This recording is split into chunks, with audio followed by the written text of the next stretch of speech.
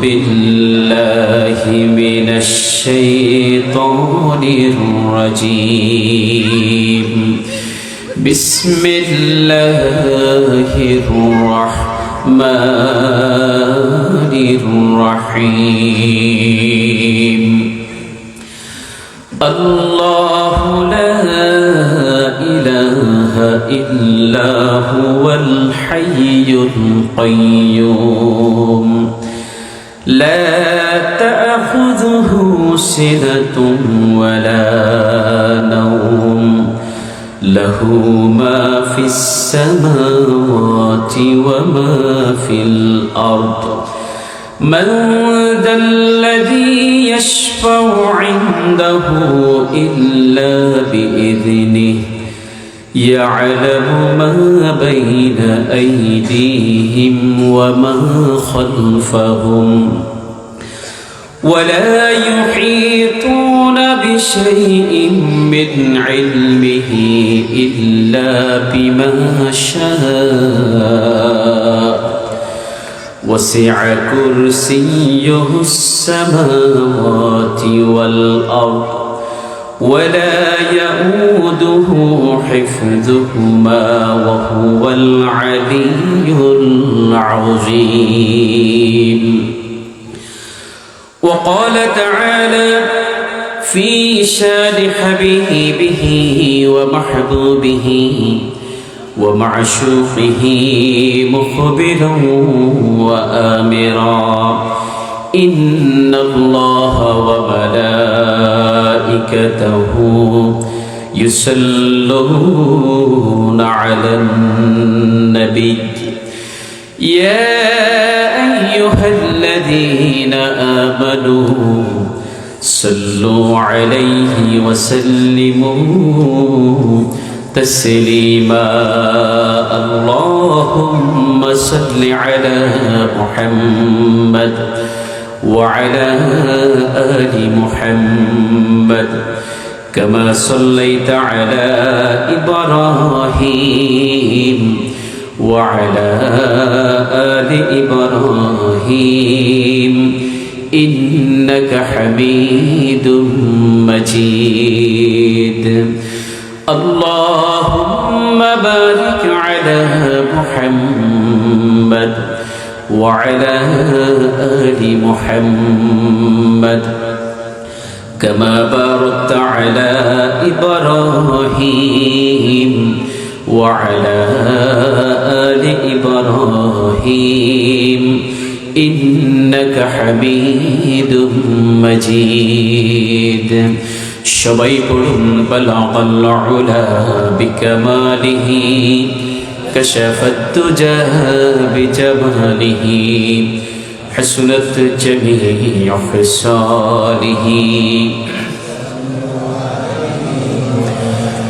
مشرقي حب محمد مطلعي ودماء مطلعي خورشید سقاس سینه سوزد ما بلغ العلا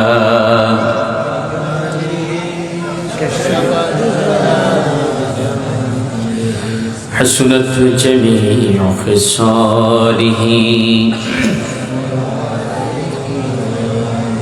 তোমাকে ডাকি যদি একবার আল্লাহ আমাকে কাছে টানো বারবার তোমাকে ডাকি যদি একবার আল্লাহ আমাকে কাছে টানো বারবার যদি পথ ভুলে যাই আমাকে দিও ঠাই যদি পথ ভুলে যাই আমাকে দিও ঠাই দিও দিশা এইটুকু আবদার আল্লাহ আমাকে কাছে টানো বারবার দুনিয়ার বুকে আমি এক মুসাফির বুনে যাই প্রতিদিন গুনাহের জাল স্বপ্নের দল বেঁধে রাতে করে ভিড় আসবে কি কাঙ্ক্ষিত সোনালি সকাল হয়ে গেলে পেরেশান ও আমার রহমান, হয়ে গেলে পেরেশান ও আমার রহমান, জিকিরে হতে দিও একাকার আল্লাহ, আমাকে কাছে টানো বারবার। বিরহের ব্যথাগুলো বাড়ে প্রতিদিন, তুমি ছাড়া কে বলো করে দেবে দূর, তোমার দয়া প্রভু জানে সীমাহীন, কলবে দাও জেলে ইমানের নূর, বেলা শেষে কেউ নেই সান্ত্বনা তোমাতেই, বেলা শেষে কেউ নেই সান্ত্বনা তোমাতে, তুমি ছাড়া নেই কেহ আমার আল্লাহ, আমাকে কাছে টানো বারবার। তোমাকে ডাকি যদি একবার আল্লাহ, আমাকে কাছে টানো বারবার। সকল বলি আমিন, আরেকটু জোরে বলি আমিন। উত্তর আলমপুর মোহাম্মদিয়া জামে মসজিদ ও যুব সমাজের যৌথ উদ্যোগে আজকের ৮ম তাফসিরুল কোরআন মাহফিলের সম্মানিত সাহেবে সদর, সম্মানিত সভাপতি, মোহাম্মদিয়া জামে মসজিদ পরিচালনা কমিটির সম্মানিত সেক্রেটারি এবং সিরোনিয়া বাজারের সম্মানিত বিশিষ্ট ব্যবসায়ী আলহাজ নূর নবী ডিলার সাহেব, মাহফিলের সম্মানিত সঞ্চালক, উত্তর আলমপুর মোহাম্মদিয়া জামে মসজিদের সম্মানিত খতিব হাফেজ মাওলানা হারুন রশিদ সাহেব, আজকের মাহফিলের সম্মানিত বিজ্ঞ আলোচক, সিলোনিয়া ফাজিল মাদ্রাসার সম্মানিত সহকারী শিক্ষক, বিশিষ্ট আলেমে দ্বীন, এই এলাকার কৃতি সন্তান হযরত মাওলানা আনোয়ার উদ্দিন সাহেব, একটু পরে আমাদের মাঝে গুরুত্বপূর্ণ নসিহত পেশ করবেন হাজারো আলেমের উস্তাদ, ঐতিহ্যবাহী লক্ষ্মীপুর দারুল উলুম কামিল মাদ্রাসার সম্মানিত উপাধ্যক্ষ আমাদের উস্তাদ হযরত মাওলানা মোহাম্মদ ইসমাইল সাহেব, ইন্তেজামী কমিটির সম্মানিত সদস্য মণ্ডলী, মঞ্চভূমিষ্ঠ সম্মানিত উলামায়ে কেরাম, বিশেষ করে যারা একটু আগে সঙ্গীত পরিবেশন করেছেন আমার শ্রদ্ধেয় বড় ভাই মাওলানা আব্দুল হালিম সাহেব সহ অন্যান্য আমন্ত্রিত অতিথিবৃন্দ, মসজিদ কমিটির সম্মানিত সভাপতি, সহসভাপতি থেকে শুরু করে অন্যান্য দায়িত্বশীল বৃন্দ, এই মসজিদের সম্মানিত আহাল, আমার সামনে সমাগত প্রিয় মুসল্লি ভাইরা, সম্মানিত মুরব্বিয়ানে কেরাম, প্রিয় যুব সমাজ, মাইকের আওয়াজ অনেক দূর পর্যন্ত যায়, যে যেখান থেকে আমাদেরকে শুনছেন, সম্মানিত এলাকাবাসী, বিশেষ করে পর্দার অন্তরাল থেকে শ্রবণরতা সম্মানিত মা এবং বোনেরা, সুধী মণ্ডলী, আসসালামু আলাইকুম ওয়া রাহমাতুল্লাহি ওয়া বারাকাতুহু। আপনারা সবাই কেমন আছেন? আমি মনে হয় দ্বিতীয়বারের মতো আপনাদের মাঝে বসলাম এই যুবকদের আয়োজনে। আজ থেকে 2 বছর আগে আপনাদের মাঝে একবার বসেছিলাম, আজকে দ্বিতীয়বার। কারো কোনো মনে কষ্ট আছে? খুশি আছেন? যে রব আমাদেরকে হায়াত দিয়েছেন, তৌফিক দিয়েছেন আজকের এই দিনী বাগান সাজানো, পবিত্র কোরআন এবং সুন্নাহ থেকে আমলমুখী 2টি কথাবার্তা শোনার যে রব সুযোগ করে দিয়েছেন, আমরা সকলেই আসুন সে রবের উদ্দেশ্যে একটু শুকরিয়া আদায় করি। সকলে পড়ি আলহামদুলিল্লাহ। আখিরি নবী মুহাম্মদুর রাসূলুল্লাহ সাল্লাল্লাহু আলাইহি ওয়াসাল্লামের শানে অসংখ্য দরুদ এবং সালাম। এই মুহূর্তে যারা সামনে আছেন সকলে একবার পড়ি সাল্লাল্লাহু আলাইহি ওয়াসাল্লাম। উত্তর আলমপুর মোহাম্মদিয়া জামে মসজিদের যে আহ্বানগুলো আল্লাহর ডাকিদের মধ্যে সাড়া দিয়েছেন, এই মাহফিল যারা অতীতে বাস্তবায়ন করেছেন, গত বছরও যারা এই মাহফিলে ছিলেন, আজকে তাদের ভিতরে অনেকে নেই। আজকের এই কোরআনের বাগান থেকে এই মসজিদের আহ্বানের জন্য দোয়া করি। আমরা যারা মঞ্চে কিংবা সামনে, আমাদের কলিজার টুকরা অনেকেই দুনিয়া থেকে চলে গেছে। আজকে দোয়া কবুলের মাজলিস থেকে আমরা দোয়া করছি, আল্লাহ যেন সমস্ত কবরবাসীদেরকে মাফ করে দেন, সকলকে জান্নাতের মেহমান হিসেবে কবুল করেন। আমরা সকল বলি আমিন। আমরা যারা এখনো জীবিত আছি, যে কোনো সময় রবের ডাকে আমাদেরকে সাড়া দিতেই হবে।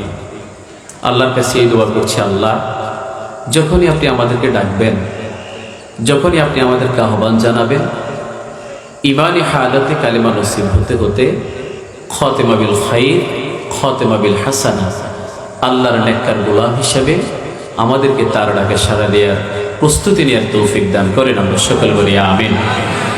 সম্মানিত ভাইয়েরা, আমি যেহেতু একটি মসজিদের মাহফিল, এই বিষয়টাকে সামনে রেখে পবিত্র কোরআনের সবচেয়ে বড় সূরা সূরাতুল বাকারা এর 255 নম্বর আয়াত, কিছু আমল শেখার জন্যই মূলত আয়াতটি নির্ধারণ করেছি।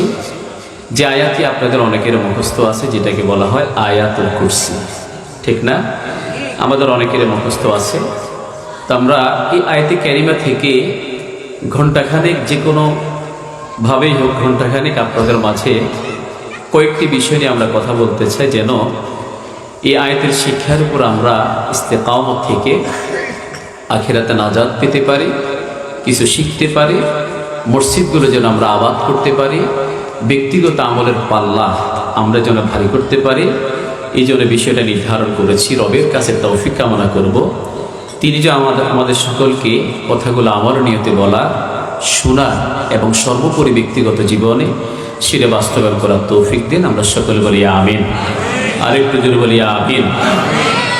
আপনাদের কাছে প্রশ্ন করব, যদি জানা থাকে, অনেকে জানেন, এরপর জিজ্ঞেস করছি, কোরআনের সবচেয়ে ছোট্ট সূরা কোনটা?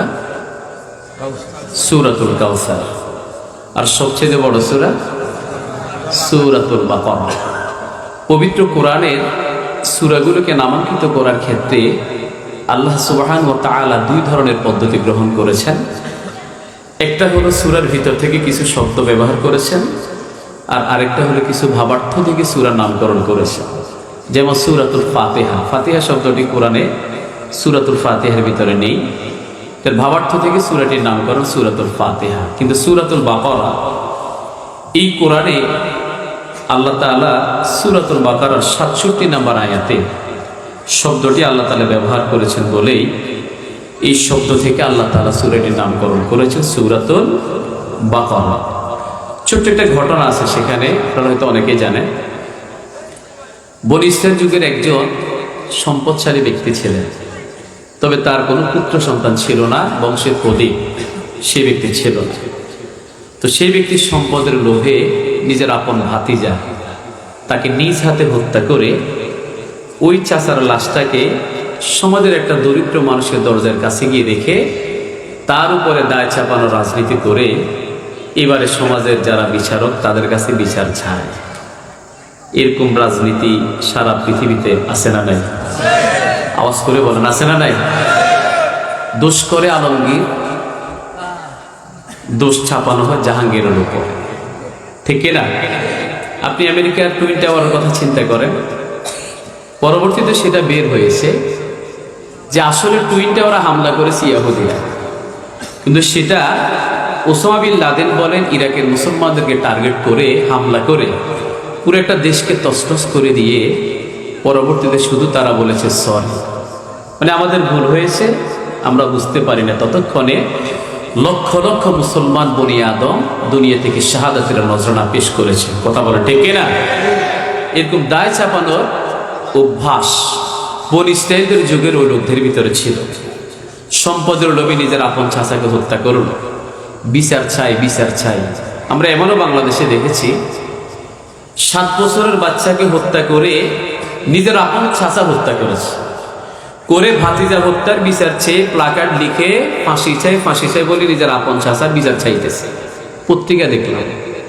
অথচ পরবর্তীতে ধরা খেল সে নিজেই নিজের আপন আত্মীয় হত্যাকারী। এমনকি বরিশালে দেখা গেল একটা মাদ্রাসার সহকারী অধ্যাপক, বড় বক্তা, নিজের আপন সন্তান শুধু মোবাইলের কারণে নিষেধ করেছে বলে সন্তান নিজের বাবাকে হত্যা করে মানববন্ধন করছে, বাবা হত্যা বিচার চাই। আছে না নাই? দোষ করে একজন, দোষ চাপানো হয় আরেকজনের উপরে। বাংলাদেশের রাজনৈতিক ইতিহাসে সেরকম অসংখ্য ঘটনা আছে, আল্লামার দিকে তাকালে সেটা একদম প্রমাণ হয়ে যায়। কথা বলে ঠিক না? এই বেটার ভাতিজা, এই বেটা ভাতিজা এবারে বিচার চায়, আমার চাচা হত্যার বিচার চাই। নিঃসন্দেহে এই ব্যক্তি হত্যা করেছে, কেননা তার দরজার সামনে লাশ পাওয়া গেছে। সবাই মিলে সেই ব্যক্তিটাকে ফাঁসিতে ঝুলাবে, নিয়ে যাচ্ছে। ঠিক সেই মুহূর্তে এখানে অনেক মুরব্বী আছেন। মুরব্বীদের একটা কথা আছে, পুরান চালে ভাতে বরকত, বলেন না? পুরান চালে, এটার ভাবার তো হলো আসলে মুরব্বীদের কথার একটা ওজন আছে, আছে না নাই? আমি আনসারি মঞ্চে কথা বলছি বলে আমি সব জানি, এটা শয়তানের চরিত্র, এটা তাকাব্বরি, শয়তানের তাকাব্বরি। আমার চাইতে আমার পাশে সেক্রেটারি মহোদয় বসে আছেন বয়োজ্যেষ্ঠ, মুরব্বী যারা বসেছেন বয়োজ্যেষ্ঠ, আমার চাইতে অভিজ্ঞতার দিক থেকে তাদের গুরুত্ব আরো বেশি। হ্যাঁ, সিস্টেমেটিক্যালি আপনারা আমাকে বসিয়েছেন বলে আমাকে বাধ্য কিছু কথা বলতে হবে, তাই বলে আপনাদের সাথে আমি বেশি জানি এটা বলার কোনো সুযোগ। একজন মুরব্বী থামাইলেন, থামো, এই ব্যক্তিরা যদি এই ব্যক্তিকে হত্যা করতে, তাহলে লাশ তো গুম করে ফেলতে, পতেঙ্গাতে নিয়ে পেট কেটে সেখানে পাথর বেঁধে পানির গভীরে ডুবাই দিত, ঠিক কিনা বলেন? পেটের সাথে সিমেন্টের বস্তা বেঁধে তাকে পানিতে ডুবাই দিত, তাহলে কেন লাশটা নিজের ঘরে দরজার সামনে রাখলো? নিশ্চয়ই এখানে কোনো কিন্তু আছে, আছে না নাই? সবাই চিন্তা করলো আসলেই তো। এবার ওই মুরব্বী পরামর্শ দিলেন, যাও নবী মুসার কাছে চলে যাও। সে মুসা তার আল্লাহর সাথে তুর পাহাড়ে বসে কথা বলে, সেখানে আল্লাহকে জিজ্ঞেস করবেন, আল্লাহ এটা একটা সুন্দর সমাধান দিয়ে দেবে। তোমরা সবাই মিলে মুসার কাছে চলে যাও। চলি বলে সুবহানাল্লাহ। লোকজন গিয়ে হযরত মুসার দরবারে চলে গেলেন। হযরত মুসা সব কিছু শুনলেন। এবারে শোনার পরে বললেন, তোমরা একটু ধৈর্য ধারণ করো, আমি একটু আল্লাহকে জিজ্ঞেস করে নিই আসলে মৌলিক ঘটনা কোনটা। মুসা আল্লাহকে জিজ্ঞেস করলেন, আল্লাহ এটার ঘটনা কি হতে পারে, আপনি তো ভালো করে জানেন, একটু সমাধান দিয়ে দেন। আল্লাহ তাআলা সূরাতুল বাকারার 67 নম্বর আয়াতের ভিতরে সে মেসেজটা জানাই দিলেন। আল্লাহ রাব্বুল আলামিন সেখানে ঘোষণা করলেন, ওয়া ইয ক্বালা মূসা লিকাওমিহি ইন্নাল্লাহা ইয়া'মুরুকুম আন তাযবাহু বাকারা। আল্লাহ তাআলা বললেন, ও মূসা তোমার কওমকে বলে দাও, আল্লাহ তাআলা নির্দেশনা জারি করলেন, আদেশ করলেন একটা গাভী জবাই করার জন্য। সে গাভী জবাই করার পরে জবাইকৃত গাভীর শরীরের এক টুকরো গোশত ওই মৃত লাশটার গায়ের সাথে লাগাইলে সেই লাশটা জীবিত হয়ে যাবে, আর লাশটা জীবিত হয়ে নিজেই বলে দিবে তার আসল হত্যাকারীকে। সুবহানাল্লাহ। আমার ভাইরা, এই কথাটা যখন হযরত মূসা তার উম্মতের নিকট বর্ণনা করলেন, নির্দেশনা দিলেন, যাও গাভীকে হত্যা করে গোশতের টুকরা লাশের সাথে লাগাও, লাশ কথা বলে ফেলবে, কে তাকে হত্যা করলো সেটা সে নিজেই বলে দেবে। মূসার উম্মতের একটা অভ্যাস ছিল, পবিত্র কোরআনের বর্ণনার আলোকে মূসার উম্মতের একটা অভ্যাস ছিল, তাদেরকে যখন নবী তাদের কিছু নির্দেশ দিতেন, তাদের কাজ ছিল সামি'না ওয়া আসাইনা, আমরা শুনলাম আর সাথে সাথে কাউন্টার অ্যাটাক দিলাম। যদি বলি নাউযুবিল্লাহ। আর আমরা যারা উম্মতে মুহাম্মাদি আছি, আমাদের অভ্যাস হলো সামি'না ওয়া আতা'না, আমরা শুনবো আর সাথে সাথে আমরা আনুগত্য প্রদর্শন করব। কথা বলে ঠিক কিনা? কোরআনের একটা নুক্তা নিয়ে কথা বলার কোনো ক্ষমতা আছে? হরফ নিয়ে বলার ক্ষমতা আছে? কিন্তু আমাদের বাংলাদেশের নব্য নাস্তিক বাউল শিল্পীরা ঠিক মতোই বলে। কথা বলে ঠিক কিনা? এই দুষ্ট লোকগুলো বলে কোরআনে নাকি নাচ গানের কথা আছে। কুল আউযু বিরাব্বিন নাস, দলিল কুল আউযু বিরাব্বিন নাস, এখানে নাকি আল্লাহ নাচের কথা বলছেন, এই জন্য তারা নাচ গান করবে। নাউজুবিল্লাহ বলবেন না? তারা বলে আল্লাহ দুই মুখে, এক মুখে দুই কথা বলে, এটা মুখ না পায়খানার রাস্তা, এরকম নাফরমানমূলক কথা বলে সরাসরি ধর্মীয় অনুভূতিতে আঘাত হানছে। কথা বলে ঠিক কিনা? আপনারা তো ওই যে কাদিয়ানীদেরকে অমুসলিম ঘোষণা করে যেন অনেক মিছিল স্লোগান করেছে, মসজিদের মিম্বার থেকে কথা হয়েছে, তাফসীরুল কোরআন মাহফিল থেকে কথা হয়েছে। আজকে সে কথাগুলোর সাথে ঐক্যমত পোষণ করে আমরা মুহাম্মাদিয়া জামে মসজিদের উদ্যোগে যে মাহফিল, এই মাহফিল থেকে আমরা বলবো এই বাউল শিল্পীদেরকে অমুসলিম ঘোষণা করে তাদের শাস্তির ব্যবস্থা করতে হবে। কথা বলেন ঠিক কিনা? আমাদের দাবি, ইমানদারের দাবি। আমাদের কাজ হলো সামি'না ওয়া আতা'না, আমরা বনী ইসরাঈলদের মতো হব না। আল্লাহ কোরআনে যেটা বলেছেন, রাসূল যেটা হাদিসে বলেছে, সেগুলো মেনে নিতে আমাদের কোনো অসুবিধা আছে? বলেন আছে? আমরা টোটালি আনুগত্য, এটাই হলো তাদের সাথে আমাদের পার্থক্য।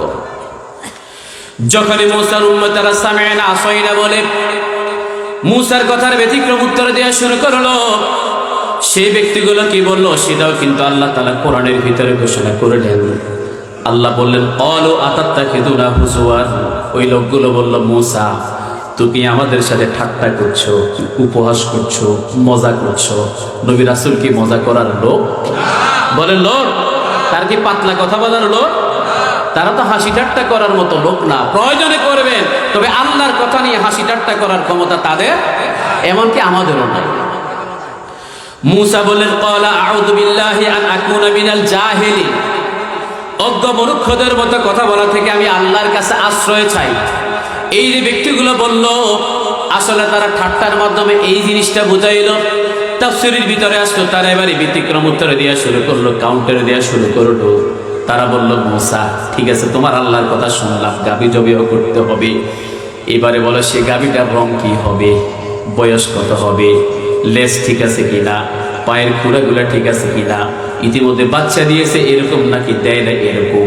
এভাবে হাজারো কথাবার্তা বলে মূসা এবং আল্লাহকে বিরক্ত করা শুরু করলো। বলি নাউযু বিল্লাহ। আল্লাহ বলছেন নামাজ পড়ো, এটার বাইরে কথা বলার সুযোগ আছে না? শীত লাগে, এটা বলার সুযোগ আছে কিনা? আপনাদের মোহাম্মদিয়া জামে মসজিদে জুমার দিনে যত মুসল্লি হয়, ফজর নামাজে কি তত মুসল্লি হয়? আপনারা কি আমার কথা বুঝেন না? মনে হয় কোনো মনে কষ্ট আছে? নামাজ পড়ো আল্লাহ বলে দিয়েছেন, এটার বাইরে কথা বলার কোনো সুযোগ। আমি যদি আপনাদের এখন জিজ্ঞেস করি, ঠিকভাবে আপনার উত্তর দেবেন। আপনারা সবাই জান্নাতে যেতে চান? কে কে চান? লিল্লাহি তাকবীর, হাত নামা। আজকে ফজর নামাজ পড়া হয়েছে কয়েকজনের, সবাই না, কিছু লোক বাদ গেছে। জোহর নামাজ পড়ে নাই, আসর নামাজ পড়ে নাই, মাগরিব নামাজ পড়ে নাই, এমনকি ঈশার নামাজও পড়ে নাই, এরকম মুসলমান এখানে আছে। কিন্তু কোথায় যেতে চায়? বলে না কোথায় যেতে চায়? জান্নাতে। তো ওটা মেনে নিলে নামাজ পড়তেই হবে, ব্যাপারে কোনো কথা নাই। কিন্তু পড়ার ব্যাপারে আমাদের কোনো আগ্রহ, মানে বাস্তবায়ন করার ব্যাপারে আমাদের কোনো আগ্রহ নাই। সম্মানিত ভাইরা, সংক্ষিপ্ত একটা কথা বলি। মোহাম্মদিয়া জামে মসজিদের আশেপাশে 40 বাড়ি, আমার মনে হয় আরো বেশি আছে, 40 পরিবার ধরেন, আরো বেশি আছে না? এরা সবাই হলো এই মসজিদের আহার। এরা যদি নামাজ পড়ে, এই মসজিদ ক্বাদাহু ইলাল জান্নাহ, তাদেরকে নেতৃত্ব দিয়ে দিয়ে সোজা জান্নাতের পথ দেখাবে। সুবহানাল্লাহ বলেন। আর যদি না পড়ে, সাকাহু ইলান নার, সোজা জাহান্নামের পথ দেখাবে। এখন আপনি এই মসজিদের আহ্বান, এই মসজিদে আবাদ করতে হবে, মসজিদ উন্নয়নমূলক কাজে সহযোগিতা করতে হবে, 5 ওয়াক্ত নামাজ পড়তে হবে। সকালবেলা লাথি মেরে কম্বলটাকে ফেলে দিয়ে একদম কনকনে শীতের ভিতরে যে ঠান্ডা পানি দ্বারা ওযু করে মসজিদে আপনি শামিল হন, ওই ঠান্ডা পানিটা আপনার জাহান্নামের আগুন নিভিয়ে দেওয়ার জন্য যথেষ্ট। কথা বলেন ঠিক কিনা? এই বিশ্বাস কি আমাদের আছে? আছে? দুনিয়ার আগুনের চাইতে জাহান্নামের আগুন কত গুণ বেশি শক্তিশালী? 69 গুণ। অনেক বলিয়েন না, দলিল নেন, 69 গুণ বেশি শক্তিশালী।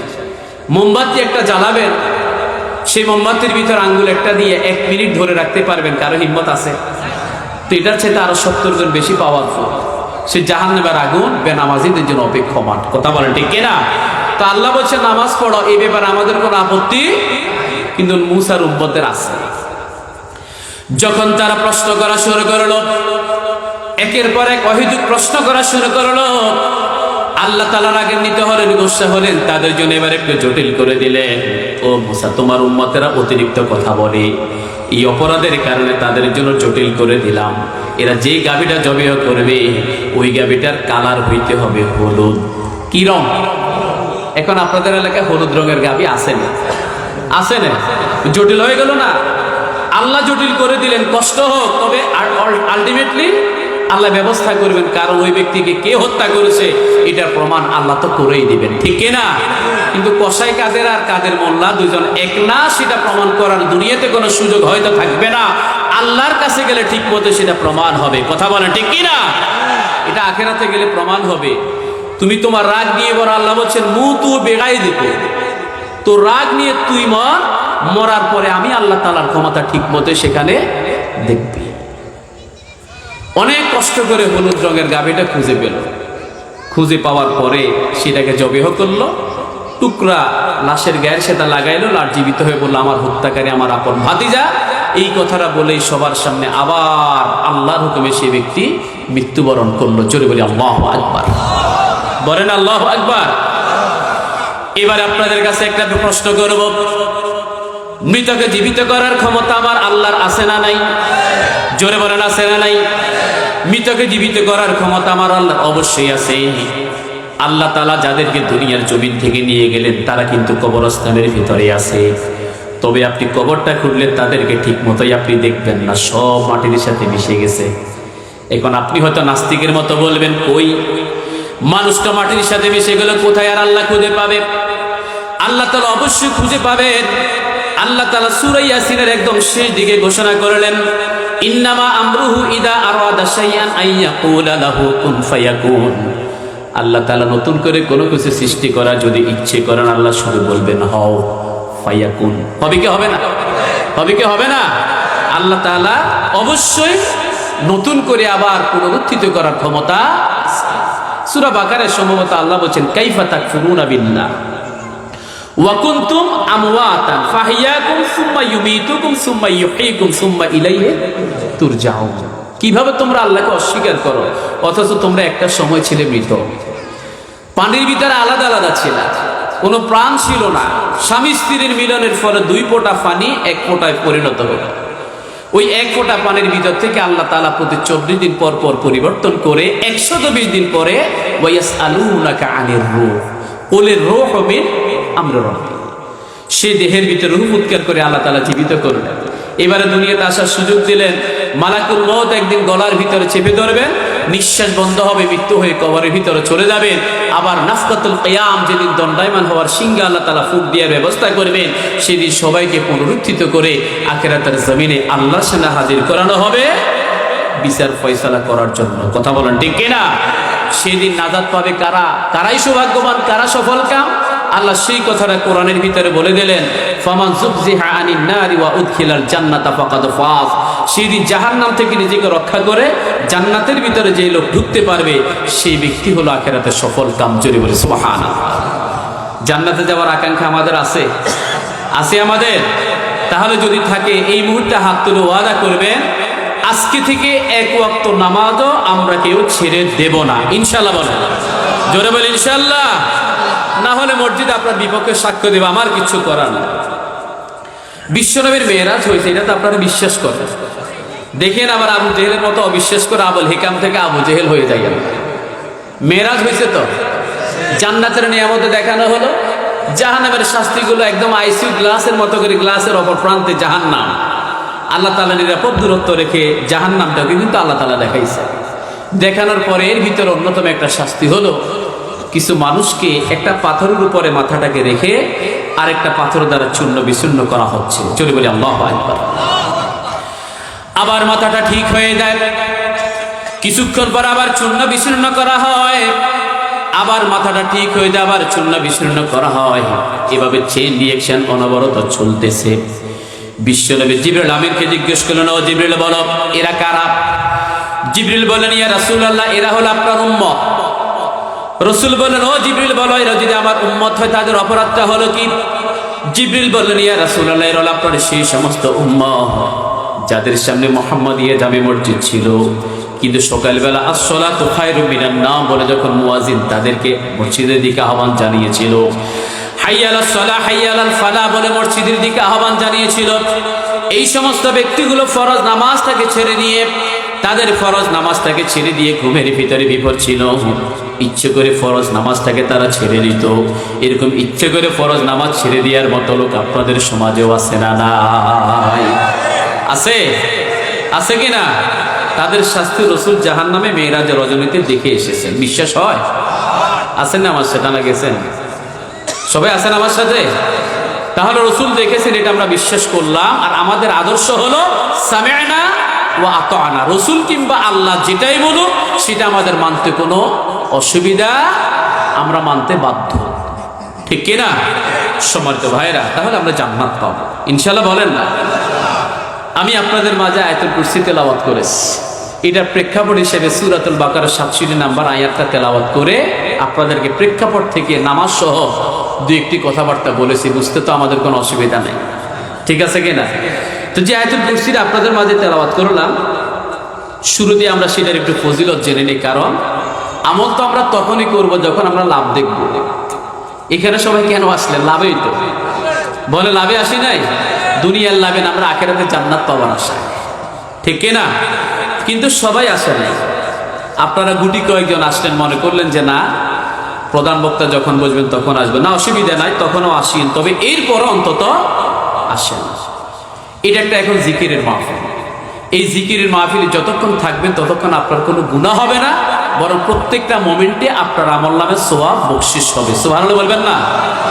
মোমেন্ট, সেকেন্ডও বলি না, মোমেন্ট বললাম। মোমেন্ট হলো একটা সেকেন্ডকে 100 ভাগ করলে যে একটা ভাগ পাওয়া যায় সেটাকে বলা হয় মোমেন্ট। এরকম একটি মোমেন্টও আপনি মৃত্যুর সময় পাবেন না যে আপনি কালেমা পড়বেন, কিন্তু অটোমেটিকভাবে সেই মোমেন্টটা পেয়ে যাবেন যদি আমলে থাকেন। মুখ থেকে আল্লাহ তাআলা বের করাবেন লা ইলাহা ইল্লাল্লাহ মুহাম্মাদুর রাসূলুল্লাহ, বিদায় নেওয়ার সুযোগ পাবেন। কিন্তু এমন কিছু মোমেন্ট আসবে যদি অপকর্মে থাকেন, এই সুযোগটা আপনি পাবেন না। কানের ভিতরে হেডফোন হিন্দি বাজে আর এই অবস্থা আপনার ইন্তেকাল হয়ে গেল, ঘুমের ভিতর কানের ভিতরে হেডফোন লাগিয়ে ঘুমিয়ে পড়লেন, হিন্দি গান বাজে, আপনার মৃত্যু হবে। নিঃসন্দেহে এই মৃত্যুটা হবে জাহান্নামের মৃত্যু। কথা বলে ঠিক কিনা? খেয়াল করেন আমার ভাইয়েরা, বিশ্বনবী সাল্লাল্লাহু আলাইহি ওয়াসাল্লামের অনেকগুলো হাদিস থেকে কয়েকটা আমল শিখব। বিশ্বনবীর জলিলুল কদর সাহাবী হযরত উবাই ইবনে কাব রাদিয়াল্লাহু তাআলা আনহু বিশ্বনবীর সামনে বসে আছেন। আল্লাহ নবী জিজ্ঞেস করলেন, ও উবাই ইবনে কাব, তুমি কি বলতে পারো কোরআনের সবচেয়ে মর্যাদাবান আয়াত কোনটা, সবচেয়ে সম্মানিত আয়াত কোনটা? বিশ্বনবীর সাহাবে কেরামের একটা বৈশিষ্ট্য হলো তারা জানলে উত্তরটা বলেন না, রাসূলের মুখ থেকে সেটা শুনতে তারা আগ্রহী। তিনি বলেন, ইয়া রাসূলুল্লাহ, আল্লাহ এবং তার রাসূল সবচেয়ে বেশি ভালো জানেন। বিশ্বনবী আবার দ্বিতীয়বার প্রশ্ন করলেন, উবাই ইবনে কাব বলো কোরআনের সবচেয়ে মর্যাদাবান আয়াত কোনটা? উবাই ইবনে কাব এবারে সাহস করে বললেন, ইয়া রাসূলুল্লাহ, কোরআনের সবচেয়ে মর্যাদাবান ফজিলতপূর্ণ আয়াত হলো আয়াতুল কুরসি। সুবহানাল্লাহ, শাবাশ। পড়া পারলে শিক্ষক ছাত্রদেরকে বলে না, শাবাশ বেটা তুই অনেক বড় হবি, বলে কে বলে না? বিশ্বনবী উবাই ইবনে কাবের বুকের ভিতরে এভাবে একটা মৃদু ধাক্কা দিয়ে বললেন, থাপ্পড় দিয়ে বললেন, শাবাশ উবাই ইবনে কাব, তোমার কথা সহি, আসলেই কোরআনের সবচেয়ে মর্যাদাপূর্ণ আয়াত হলো আয়াতুল কুরসি। কেন? এটার ব্যাখ্যাটা আমরা তাফসীর থেকে জানব। কোরআনের ভিতরে সুদের আয়াত আছে না নাই? চুরি করার শাস্তির আয়াত আছে না নাই?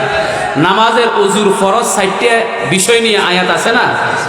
জীবনের চলার পথে মা ফাররাতনা ফিল কিতাবি মিন শাইইন, এমন কোন বিষয়কে আল্লাহ তাআলা বাকি রাখেন না যেটার সমাধান কোরআনের ভিতরে দেন নাই।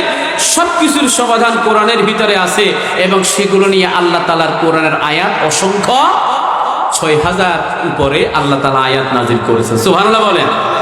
এখন আল্লাহ তাআলা সুদের আয়াত, জুলুমের আয়াত কিংবা বিভিন্ন বিষয়ের আয়াতগুলোকে সবচেয়ে মর্যাদাবান না বানিয়ে আয়াতুল কুরসিটাকে কেন মর্যাদাবান বানালেন, এটাকে একটু সংক্ষিপ্তভাবে জানা দরকার আছে না নাই? কথা বলেন, আছে না নাই? আনসারি যদি সারা জীবন ওয়াজ করে, মোহাম্মদিয়া জামে মসজিদ যদি সারা জীবন ওয়াজের আয়োজন করে, এরপরেও সমাজে বেনামাজি থাকবে কি থাকবে না? দাড়ি রাখে না এরকম লোক থাকবে কি থাকবে না? আব্বা আম্মার নাফরমানি করবে এরকম লোক থাকবে কি থাকবে না? সুদ খাওয়ার লোকও থাকবে কি থাকবে না? সালিশ বিয়ারি করার মতো লোকও সমাজে থাকবে।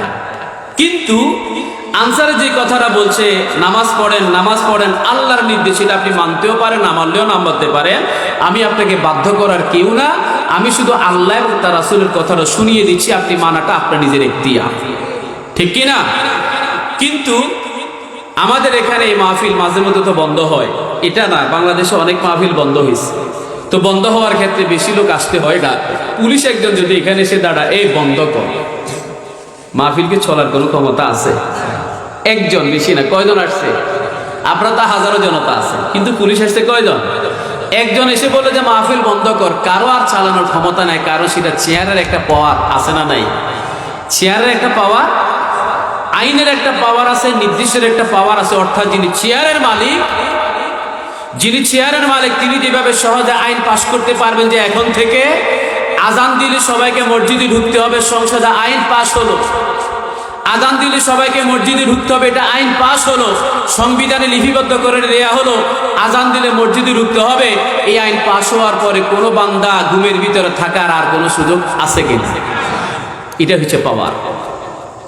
তার মানে চেয়ারের পাওয়ার অনেক বেশি। এই চেয়ারের মালিক হলেন স্বয়ং আল্লাহ। আয়াতুল কুরসি মানে আরশে আজিমের চেয়ারের মালিক স্বয়ং কে? সব আয়াতের উপরে আয়াতুল কুরসিটাকে নিয়ে আসা মানে হল যেভাবে আল্লাহ তাআলা নিজের ক্ষমতা দেখিয়েছেন, এই ক্ষমতার বাস্তব উদাহরণ হলো দুনিয়ার জমিনে রাষ্ট্রের চেয়ারের মালিক যদি আইন যেভাবে বাস্তবায়ন করতে পারেন, আল্লাহ তাআলা সেই চেয়ারে বসে যে ঘোষণা দিবেন, সেই ক্ষমতার কথা ঘোষণা করবেন, যে পাওয়ারের কথা ঘোষণা করবেন, যে আইনের কথা ঘোষণা করবেন, যে নির্দেশ দিবেন, সেই নির্দেশ সেই চেয়ার থেকে আসবে, বান্দা সেই নির্দেশ মানতে বাধ্য। কথা বলেন ঠিক কিনা? এই জন্য এই চেয়ারটা হলো সবচেয়ে বড়। এই চেয়ারের আয়াতটাও হলো অন্যান্য আয়াতের থেকে সবচাইতে বড়। বুঝাতে পেরেছি? খেয়াল করেন আমার ভাইরা, আয়াতুল কুরসির দ্বিতীয় নাম্বার ফজিলত আমরা জানব। বিশ্বনবীর জলিলুল কদর সাহাবী হযরত আবু হুরায়রা রাদিয়াল্লাহু তাআলা আনহু একবার ঘুমের ভিতরে ছিলেন, নিজের ঘরের ভিতরে একজন চোর ঢুকলো। এখন তো হঠাৎ করে চুরি ডাকাতি বেড়ে গেছে, ঠিক কিনা?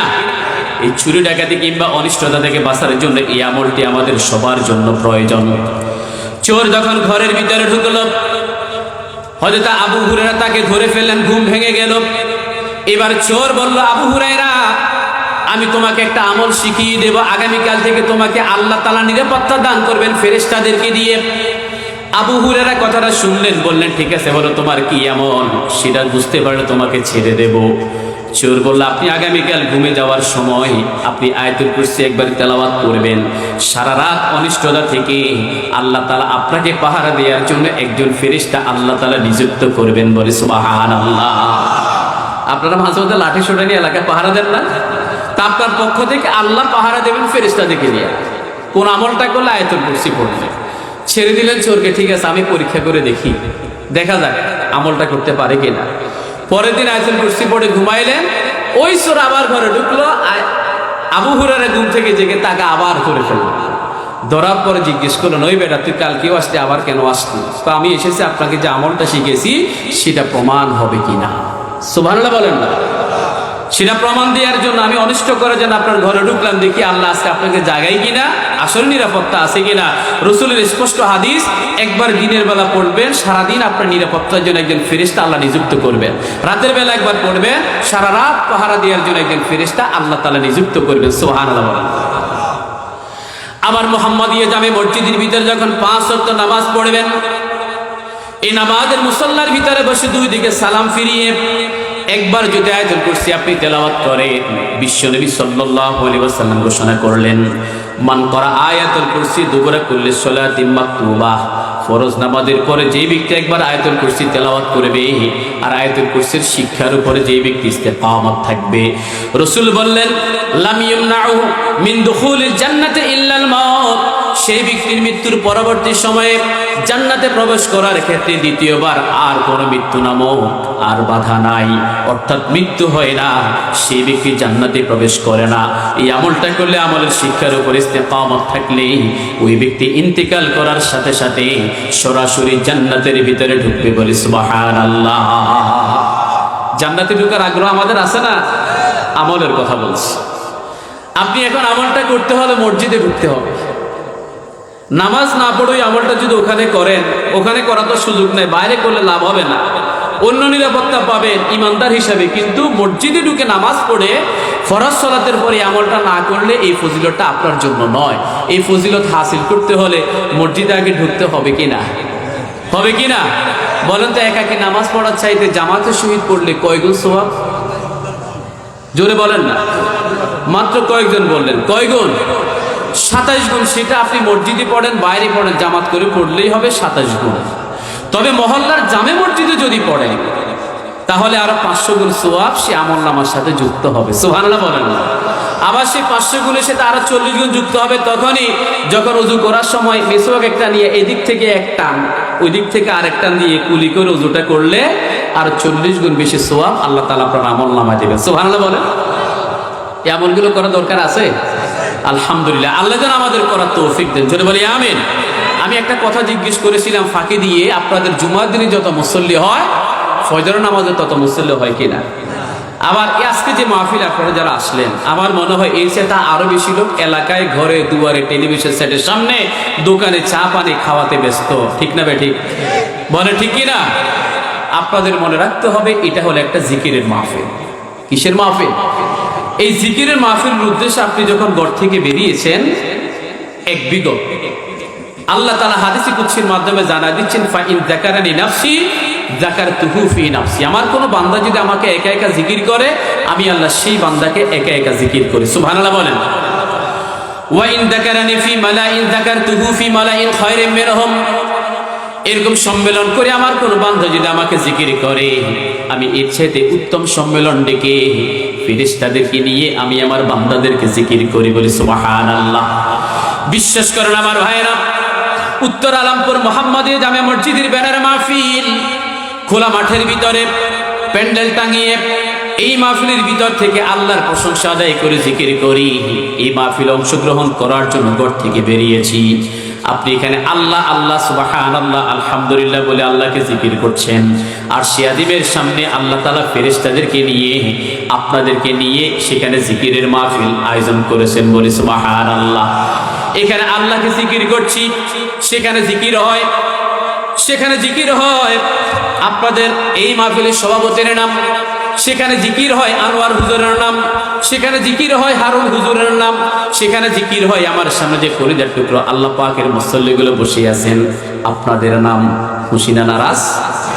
এবার আল্লাহর কাছে যদি সময় সাপেক্ষে একটু দোয়া করে দেন, আল্লাহ এই মুহূর্তে আপনাদের উপরে সন্তুষ্ট। এবারে বলে সন্তুষ্ট অবস্থায় যদি আল্লাহর কাছে দোয়া করি, সেই দোয়াটা কবুল হবে কি হবে না? বলেন হবে কি হবে না? আল্লাহ তাআলা হাদিসে কুদসির মাধ্যমে জানাই দিলেন, ওয়া ইন যাকারানি ফি মালাইন যাকারতুহু ফি মালাইন খায়রিম মিনহুম। সম্মেলন করে কোনো বান্দা যদি আমাকে জিকির করে, আমি এর চাইতে উত্তম সম্মেলন ডেকে ফেরেশতাদেরকে নিয়ে আমি আমার বান্দাদেরকে স্মরণ করি। ওয়া ইন তাকাররাবা ইলাইয়া বিশিবিন তাকাররাবতু ইলাইহি জিরাআন। ঘর থেকে বেরিয়েছেন মাহফিলের উদ্দেশ্যে এক বিগত, আল্লাহ আপনার দিকে এগিয়েছেন এক হাত। সুবহানাল্লাহ বলেন। ওয়া ইন তাকাররাবা ইলাইয়া জিরাআন তাকাররাবতু ইলাইহি বাআন। কোন বান্দা যদি আল্লাহকে স্মরণ করার জন্য, আল্লাহকে পাওয়ার জন্য, আল্লাহর মাহফিলের দিকে, আল্লাহকে জিকির করার জন্য ঘর থেকে এক হাত পরিমাণ বেরিয়ে পড়ে, আল্লাহ তাআলা সেই বান্দার দিকে দুই হাত এগিয়ে যান। ওয়া ইন আতানি ইয়ামশি আতাইতুহু হারওয়ালা।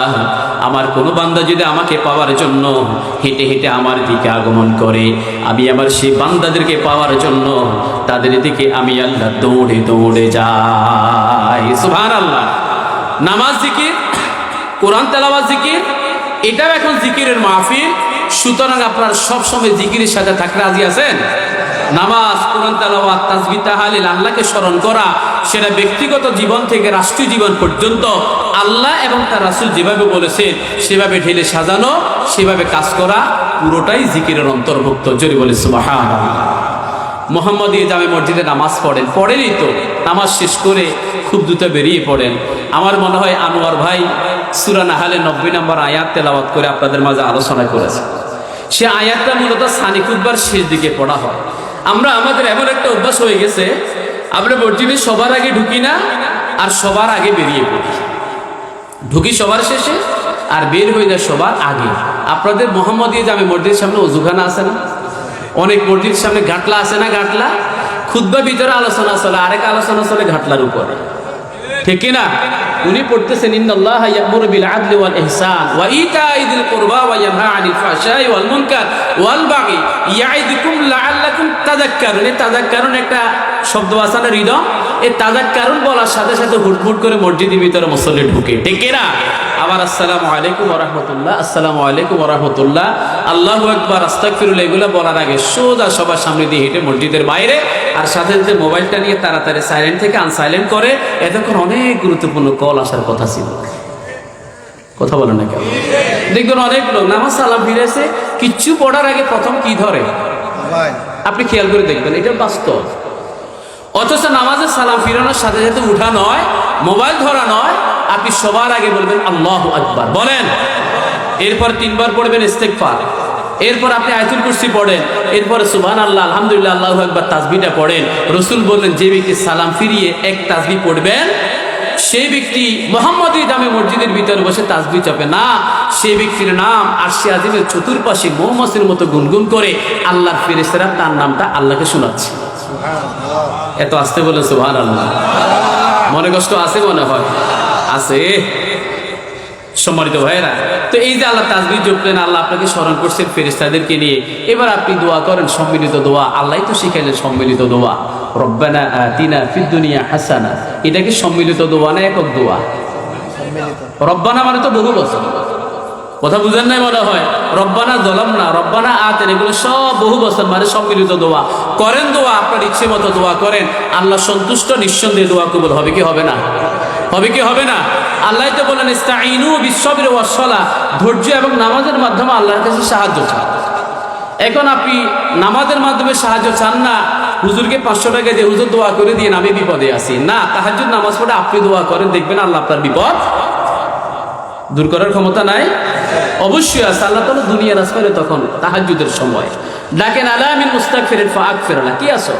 ক্ষমা চাইবা, আমি তাকে ক্ষমা করে দেব। আলা মিন মুস্তারজিকিন ফাআরজুকা, কি আছো? রিজিক চাইবা, আমি তাকে রিজিক দেব।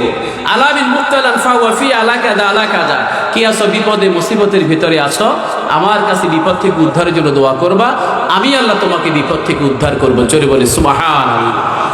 আমরা এখন বিপদে পড়লে প্রথমে ফেসবুকে, ভাইরে বিপদে আসি দোয়া চাই, কখন রাতে 3টায়, অথচ তখন সুলুসুল্লাই রাতে 3য় ভাগ চাইলে মোবাইলটা ফেলে দিয়া কনকনে শীতের ভিতরে ঠান্ডা পানি দ্বারা ওযু করে আপনি তাহাজ্জুদ নামাজে 2 রাকাত 4 রাকাত পড়ে চোখের পানি ছেড়ে দিয়ে আল্লাহর কাছে দোয়া করেন, পেরেশানি দূর করার ক্ষমতা আমার আল্লাহর নাই? আছে? ফেসবুকে নয়, কার দরবারে? অথবা নেতার দরবারে নয়, কার দরবারে? আমি ওই আয়াতুল কুরসির আমল থেকে কয়েকটা নামাজ কেন্দ্রিক আমলের কথা বলেছি, আশা করি আপনাদের মনে কষ্ট যায় নাই, ঠিক কিনা? কথা কি বোঝা গেছে? আরো অনেক আমলমুখী কথা আমাদের ওস্তাদের মুখে শুনবো, বেশি সময় নষ্ট করে ওস্তাদের মনে কষ্টের কারণ হব না, কষ্ট দেব না। আমরা দ্রুত আমি আমার আলোচনাটা শেষ করবো, জোরে বলি ইনশাআল্লাহ। আসুন এবারে মূল আলোচনায়। আল্লাহ বলেন আল্লাহু লা ইলাহা ইল্লা হুয়াল হাইয়ুল কাইয়্যুম। আল্লাহ শব্দটা আল্লাহ পাকের আসল নাম, ঠিক কিনা? এই নামে ডাক দিলে আল্লাহ বেশি খুশি হন, ঠিক কিনা বলেন? আবার গুণবাচক নামগুলোর একটা পাওয়া আছে এখানে। আল্লাহ হাইয়ুল কাইয়্যুম 2টা শব্দ ব্যবহার করলেন। একটা হলো চিরঞ্জীব, মানে আল্লাহ সবসময় জীবিত থাকেন, ওনার কোনো মৃত্যু, তিনি সবসময় জীবিত থাকবেন, আর চিরস্থায়ী, তিনি কখনো ধ্বংস হবেন না, ক্ষয় হবেন না, লয় হবেন না, যেমনে ছিলেন তেমনি আছেন, সেভাবে থাকবেন। সুবহানাল্লাহ বলেন না? আল্লাহু আল্লাহ, সবাই একটু মন থেকে একবার জোরে বলেন তো, আল্লাহ আল্লাহ। মনের প্রশান্তি আল্লাহ তাআলা দান করবেন, পেরেশানি দূর করবেন। আল্লাহ বলেন লা ইলাহা ইল্লাল্লাহ, এটা হলো কালিমাতুত তাওহীদ, এটা হলো আমার বিশ্বাসের ঘোষণা দেওয়ার শব্দ। এটার অর্থ আমরা সবাই জানি, আল্লাহ ছাড়া কোনো ইলাহ, কিন্তু এটার মৌলিক অর্থ হলো আলা লাহুল খালকু ওয়াল আমর, সৃষ্টি যার আইন চলবে তা। এই ব্যাপারে আপনারা একমত আছেন কিনা? আল্লাহর আইন ছাড়া আর কোনো আইন মানি না, আল্লাহর বিধান ছাড়া আর কোনো বিধান মানি না, আল্লাহর হুকুম ছাড়া আর কারো হুকুম মানি না। সৃষ্টি যার আইন চলবে তার। আল্লাহ বলেন হুয়াল আউয়ালু ওয়াল আখির ওয়াল যাহিরু ওয়াল বাতিন, তিনি শুরু, তিনি শেষ, তিনি প্রকাশ্য, তিনি গোপন। জোরে বলেন, তিনি হলেন কে? তিনি হলেন কে? আল্লাহ আছেন, বিশ্বাস হয়?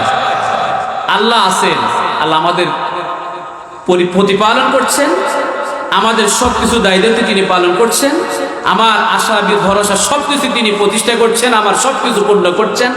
আল্লাহ আছেন, অতীতে ছিলেন, ভবিষ্যতে আল্লাহ তাআলা আমাদের মুখোমুখি হবে, তবে সেটা জান্নাতের ভিতরে, যেদিন আমরা মসজিদের ইমাম এবং মসজিদের মুসল্লি একসাথে জান্নাতের ভিতরে ঢুকবো। সুবহানাল্লাহ বলেন না?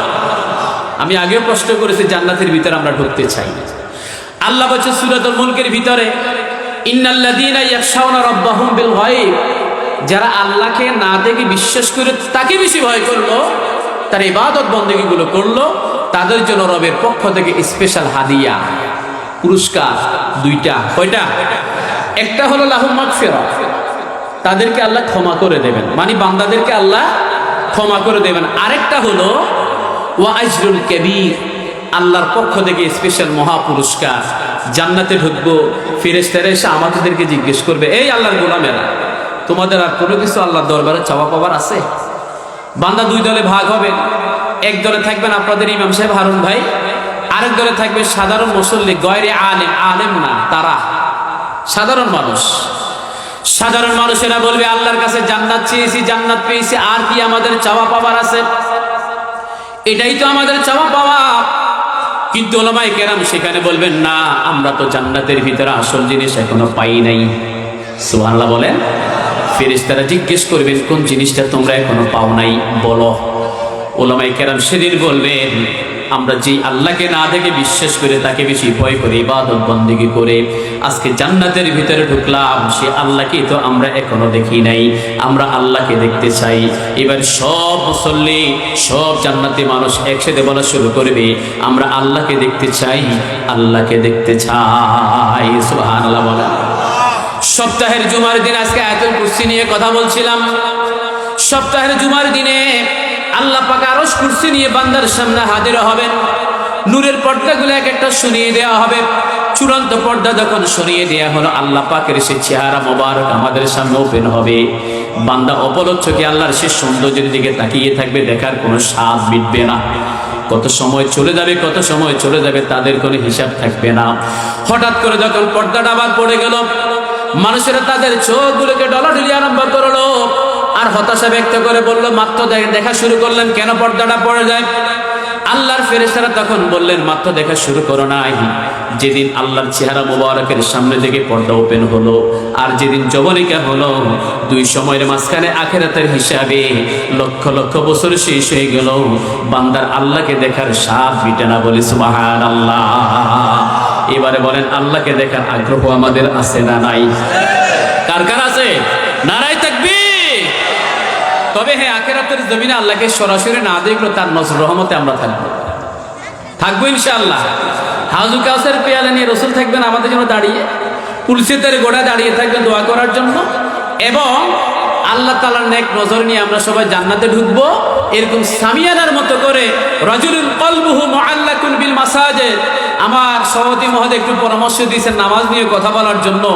প্রেক্ষাপটে সিস্টেমেটিক্যালি কথাটা আসছে, মোহাম্মদীয় জামে মসজিদে যে ব্যক্তি অন্তরকে মুআল্লাক রাখবেন, ফজর নামাজ শেষ করে জোহরের নামাজের জন্য অপেক্ষা, জোহর নামাজ শেষ করে আসরের জন্য অপেক্ষা, আসরের জন্য শেষ করে মাগরিবের জন্য অপেক্ষা, মাগরিব শেষ করে ইশারের জন্য অপেক্ষা, যারা ভাবে মনটাকে মসজিদের সাথে টাঙানো রাখবেন, তাদের জন্য আল্লাহ পাকের স্পেশাল রহমত আরশে আজিমের ছায়া সেই দিন ব্যবস্থা থাকবে। সেই দিন আল্লাহর আরশের ছায়া ব্যতীত কানা মিকদারুহু 50,000 সানা, 50,000 বছর পর্যন্ত মানুষের ইয়া নফসি করবে। সেই দিন আল্লাহর আরশের ছায়া ব্যতীত আর কোনো ছায়া থাকবে না। সূর্যটা মাথার কাছে, মাটির নিচটা তামার জমিন। চলে বলি আল্লাহু আকবার। সামিয়ানার মতো করে আরশে আজিমের ছায়া, আরশ কুরসির ছায়া আমরা চাই তো ইনশাআল্লাহ। তাহলে মসজিদ আবাদ করব রক্ষণাবেক্ষণ এবং নামাজ পড়ার মধ্য দিয়ে। নামাজের সাথে সম্পর্ক নাই, এই সুযোগ সুবিধা আল্লাহ তাআলার নজর রহমত সেদিন আমরা পাবো না। পেতে চাই তো ইনশাআল্লাহ। সবার সবকিছুর মূল কথা হলো নামাজ। বলে সবকিছুর মূল কথা কি? নামাজ। আল্লাহ যেন পড়ার তৌফিক দিন, সকলে বলি আমিন। তাহলে আমরা এখানে একটা কথা শুনবো, সেটা হলো লা ইলাহা ইল্লাল্লাহ, আল্লাহ ছাড়া আর কোনো ইলাহ নাই। এবারে ধরেন আপনাদের প্রশ্ন করলাম, যদি একাধিক আল্লাহ থাকতো, যদি একাধিক রব থাকতো, একাধিক ইলাহ থাকতো, তাহলে কি হতো? আল্লাহ বলে দিয়েছে সূরাতুল আম্বিয়ার 22 নম্বর আয়াতে, লাউ কানা ফীহিমা আলিহাতুন ইল্লাল্লাহু লাফাসাদাতা, দুইজনের ঠেলাঠেলিতে সব ধ্বংস হয়ে যেত। ঠিক কিনা বলেন? এটাকে আরো বেশি প্রুফ করার জন্য আল্লাহ তাআলা সূরাতুল মুমিনুনের 91 নম্বর আয়াতে সেটা পরিষ্কার করে দিয়েছেন। আল্লাহ বলছেন, মাত্তাখাদাল্লাহু মিন ওয়ালাদিন ওয়া মা কানা মাআহু মিন ইলাহিন ইযাল লাযাহাবা কুল্লু ইলাহিন বিমা খালাকা ওয়া লাআলা বা'দুহুম আলা বা'দ। জোরে বলি আল্লাহু আকবার।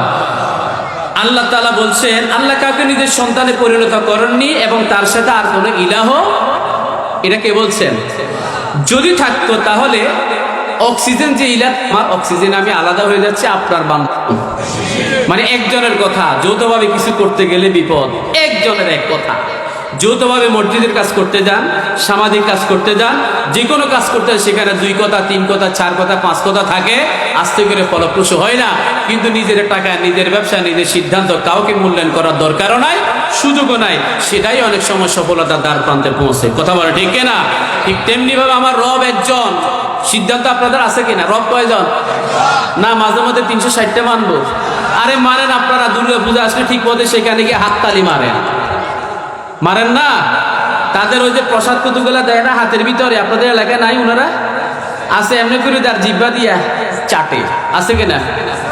আপনি যখনই সেটা দেখলে হাসলেন, হাত তালে দিলেন, তার দিকে তাকিয়ে মুচকি হাসলেন, সাথে সাথে আপনার ইমান আর ইমানের জায়গায় নাই, সেটা বহু আগে চলে গিয়ে আপনি কুপুরিতে পরিণত হলেন। চলে বলি না আউযুবিল্লাহ। আপনি ঠিক মতোই করেন, রব মানেন আপনি মসজিদে, রব মানেন মাহফিলে, কিন্তু মসজিদ থেকে বের হওয়ার পরে এই কোরআনের বিরুদ্ধে কথা বলতে আপনি বিন্দু মাত্র আপনার অন্তর কাঁপে না। কথা বলে ঠিক কিনা? আপনি মাঝে মধ্যে কোরআনের মাহফিল বন্ধ করে দেন, আপনি মাঝে মধ্যে তমুক কথা বলে অমুক কথা বলে মাহফিলে বছর দরকার নাই, আপনি মাঝে মধ্যে বলেন মসজিদের ভিতরে শুধু কোরআন থেকে তেলাওয়াত করবেন, অনুবাদ করে দিলে হবে, ব্যাখ্যা করার দরকার নাই। আপনি মাঝে মধ্যে বাধা দেন মসজিদে দারসুল কোরআন হবে না, দারসুল হাদিস হবে না। আপনি মূলত কোরআনের কথা বন্ধ করেন নাই, সরাসরি আল্লাহর মুখের ভিতরে মুখ ছেপে ধরে বললেন খবরদার আল্লাহ কথা বলা যাবে না। কথা বলে ঠিক কিনা? এটা সরাসরি মুখ ছেপে ধরে আল্লাহকে বাধা দিছে। কিন্তু মসজিদে মানে লা ইলাহা, মাহফিলে মানে লা ইলাহা ইল্লাল্লাহ। যদি আমরা আল্লাহকে মানি তাহলে আমাদের ফলাফল হলো আমরা একদিন জান্নাত পাবো। আর এটাই তো আমাদের আশা, নাকি এর বাইরে আর কোনো কিছু আছে? বলেন, এর বাইরে আমাদের আর কোনো কিছু নাই। আমি সংক্ষিপ্তভাবে বলছি, শেষ করে দেব। এরপরে আল্লাহ পাকের দুইটা সিফাতের নাম আছে, আল হাইয়ুন, আল কাইয়ুম। সবাই বলেন আল হাইয়ুন, আল কাইয়ুম। এরকম এই দুইটা ছাড়াও আল্লাহ পাকের আরো সিফাতি নাম আছে না নাই? কোরআনে উল্লেখ কয়টা আছে? এই আপনারা জানেন তো, একটু জোরে বললে ভালো হয়। 99টা আল্লাহ পাকের সিফাতি নাম আছে। এর ভিতরে দুইটা নাম হচ্ছে আল হাইয়ুন, আল কাইয়ুম। আল হাইয়ুন, কাইয়ুম এই দুইটা নাম হলো আল্লাহ পাকের ইসমে আজম। সুবহানাল্লাহ বলবেন না? ইসমে আজমের একটা পাওয়ার আছে। ইসমে আজম ব্যবহার করে যদি আল্লাহর কাছে দোয়া করা হয়, সেই দোয়াটা আল্লাহ তাআলা সরাসরি কবুল করেন। সুবহানাল্লাহ বলেন। শুধু ইসমে আজম নয়, বাকি 97টি যে গুণবাচক নাম আছে সেগুলোরও পাওয়ার আছে। আপনি যে সূরাতুল ফাতিহার ভিতরে পড়েন আর রহমান রহিম, এই দুইটা নামেরও বরকত আছে। রহমান বলে এমন রব, এমন দয়াময় আল্লাহ, যিনি শুধু মুসলমানদেরকে রিজিক দেন, হিন্দুদেরকে মনে হয় দেন না, খ্রিস্টানদেরকে দেন না, ইয়াহুদিদেরকে দেন না, বৌদ্ধদেরকে দেন না। মানে আল্লাহ তাআলা সব মাখলুকাতের জন্য রিজিকের ব্যবস্থা করছেন বলে তার একটা গুণবাচক নাম হলো রহমান। কিন্তু আমরা যারা মুসলমান ইমানদার, আমাদের জন্য স্পেশাল হলো তিনি রাহিম। আখিরাতের জমিনে স্পেশাল দয়া করে আল্লাহ আখিরাতে আমাদের বাঁচানোর ব্যবস্থা করবেন, শুধু মুসলমানদেরকে জাহান্নাম থেকে জান্নাতের পথ দেখাবেন। জোরে বলে সুবহানাল্লাহ। আবার স্পেশাল আল্লাহ পাকের আরো দুইটা সিফাতের নাম আছে, হান্নান এবং মান্নান। জাহান্নামীরা জাহান্নামের ভিতরে যখন প্রবেশ করলো, দুইজন জাহান্নামী ব্যক্তি জাহান্নামের মাটির সাথে মুখটাকে লাগাই দিয়া উপর হয়ে মুখটাকে ঘষে ঘষে জাহান্নামের ভিতরে কান্নাকাটি করে আর মুখের ভিতরে উচ্চারণ করে ইয়া হান্নান, ইয়া মান্নান। চলে বলি আল্লাহু আকবার। তাদের কান্নাকাটির অবস্থা দেখে আল্লাহ তাআলা খেয়াল করলেন, ফেরেশতাদের পাঠাইলেন, যাও ওই যে দুইজন বান্দা আমার নাম ধরে কান্নাকাটি করে, এই দুইজন বান্দাকে আমার দরবারে ধরে নিয়ে আসো। ফেরেশতারা তাদেরকে ধরে নিয়ে যখন আল্লাহর সামনে এনে হাজির করলেন, আল্লাহ তাআলা তাদেরকে জিজ্ঞেস করলেন, কেন আমার নাম ধরে তোমরা কান্নাকাটি করো, কি তোমাদের চাহিদা? ওই দুইজন বান্দা বলেন, আল্লাহ, দুনিয়ার উত্তর আলামপুর মোহাম্মদিয়া জামে মসজিদের মাহফিলের ভিতরে একজন আলোচক বলেছিলেন, আল্লাহ আপনার নামের একটা বরকত আছে, আপনার সিফাতি নামের একটা পাওয়ার আছে, আপনার নাম ধরে নাকি কান্নাকাটি করলে আপনি নাকি জাহান্নাম থেকে নাজাত দেন। দুনিয়াতে যে হায়াতগুলো পেয়েছিলাম সেখানে তো বেশি নেক আমল করতে পারি নাই, আজকে সেই কথাটা মনে পড়লো, জাহান্নামের ভিতরে ঢুকার পরে সেই কথাটা মনে পড়লো, এই জন্য সেই কথাটা মনে করে আপনার নাম ধরে কান্নাকাটি করছি, আল্লাহ যদি একটু নাজাত দেন। সুবহানাল্লাহ বলেন। আল্লাহ মুস্কি এসে বলেন, না তোকে নাজাত দেব না, এই কি আছে সেটা আবার জাহান্নামে রেখে আয়। এই কথাটা শোনার পরে সেই দুজন ব্যক্তি বললেন, আল্লাহ, একবার যেহেতু আপনি আমাদেরকে জাহান্নাম থেকে তুলে এই দুইটা নামের বরকতে আপনার সামনে এনে হাজির করলেন, সুবহানাল্লাহ বলবেন না? কি নাম? হান্নান, হান্নান, মান্নান। কার নাম? একবার যেহেতু আপনার দুইটা নামের বরকতে জাহান্নাম থেকে তুলে আপনার দরবারে হাজির করলেন, আল্লাহ আমরা আশা করি এই দুইটা নামের বরকতে আপনি দ্বিতীয়বার আমাদেরকে জাহান্নামে দিবেন না। আল্লাহ তাআলা সেই কথাটা শুনে খুশি হয়ে গেলেন। আল্লাহ বললেন, যা।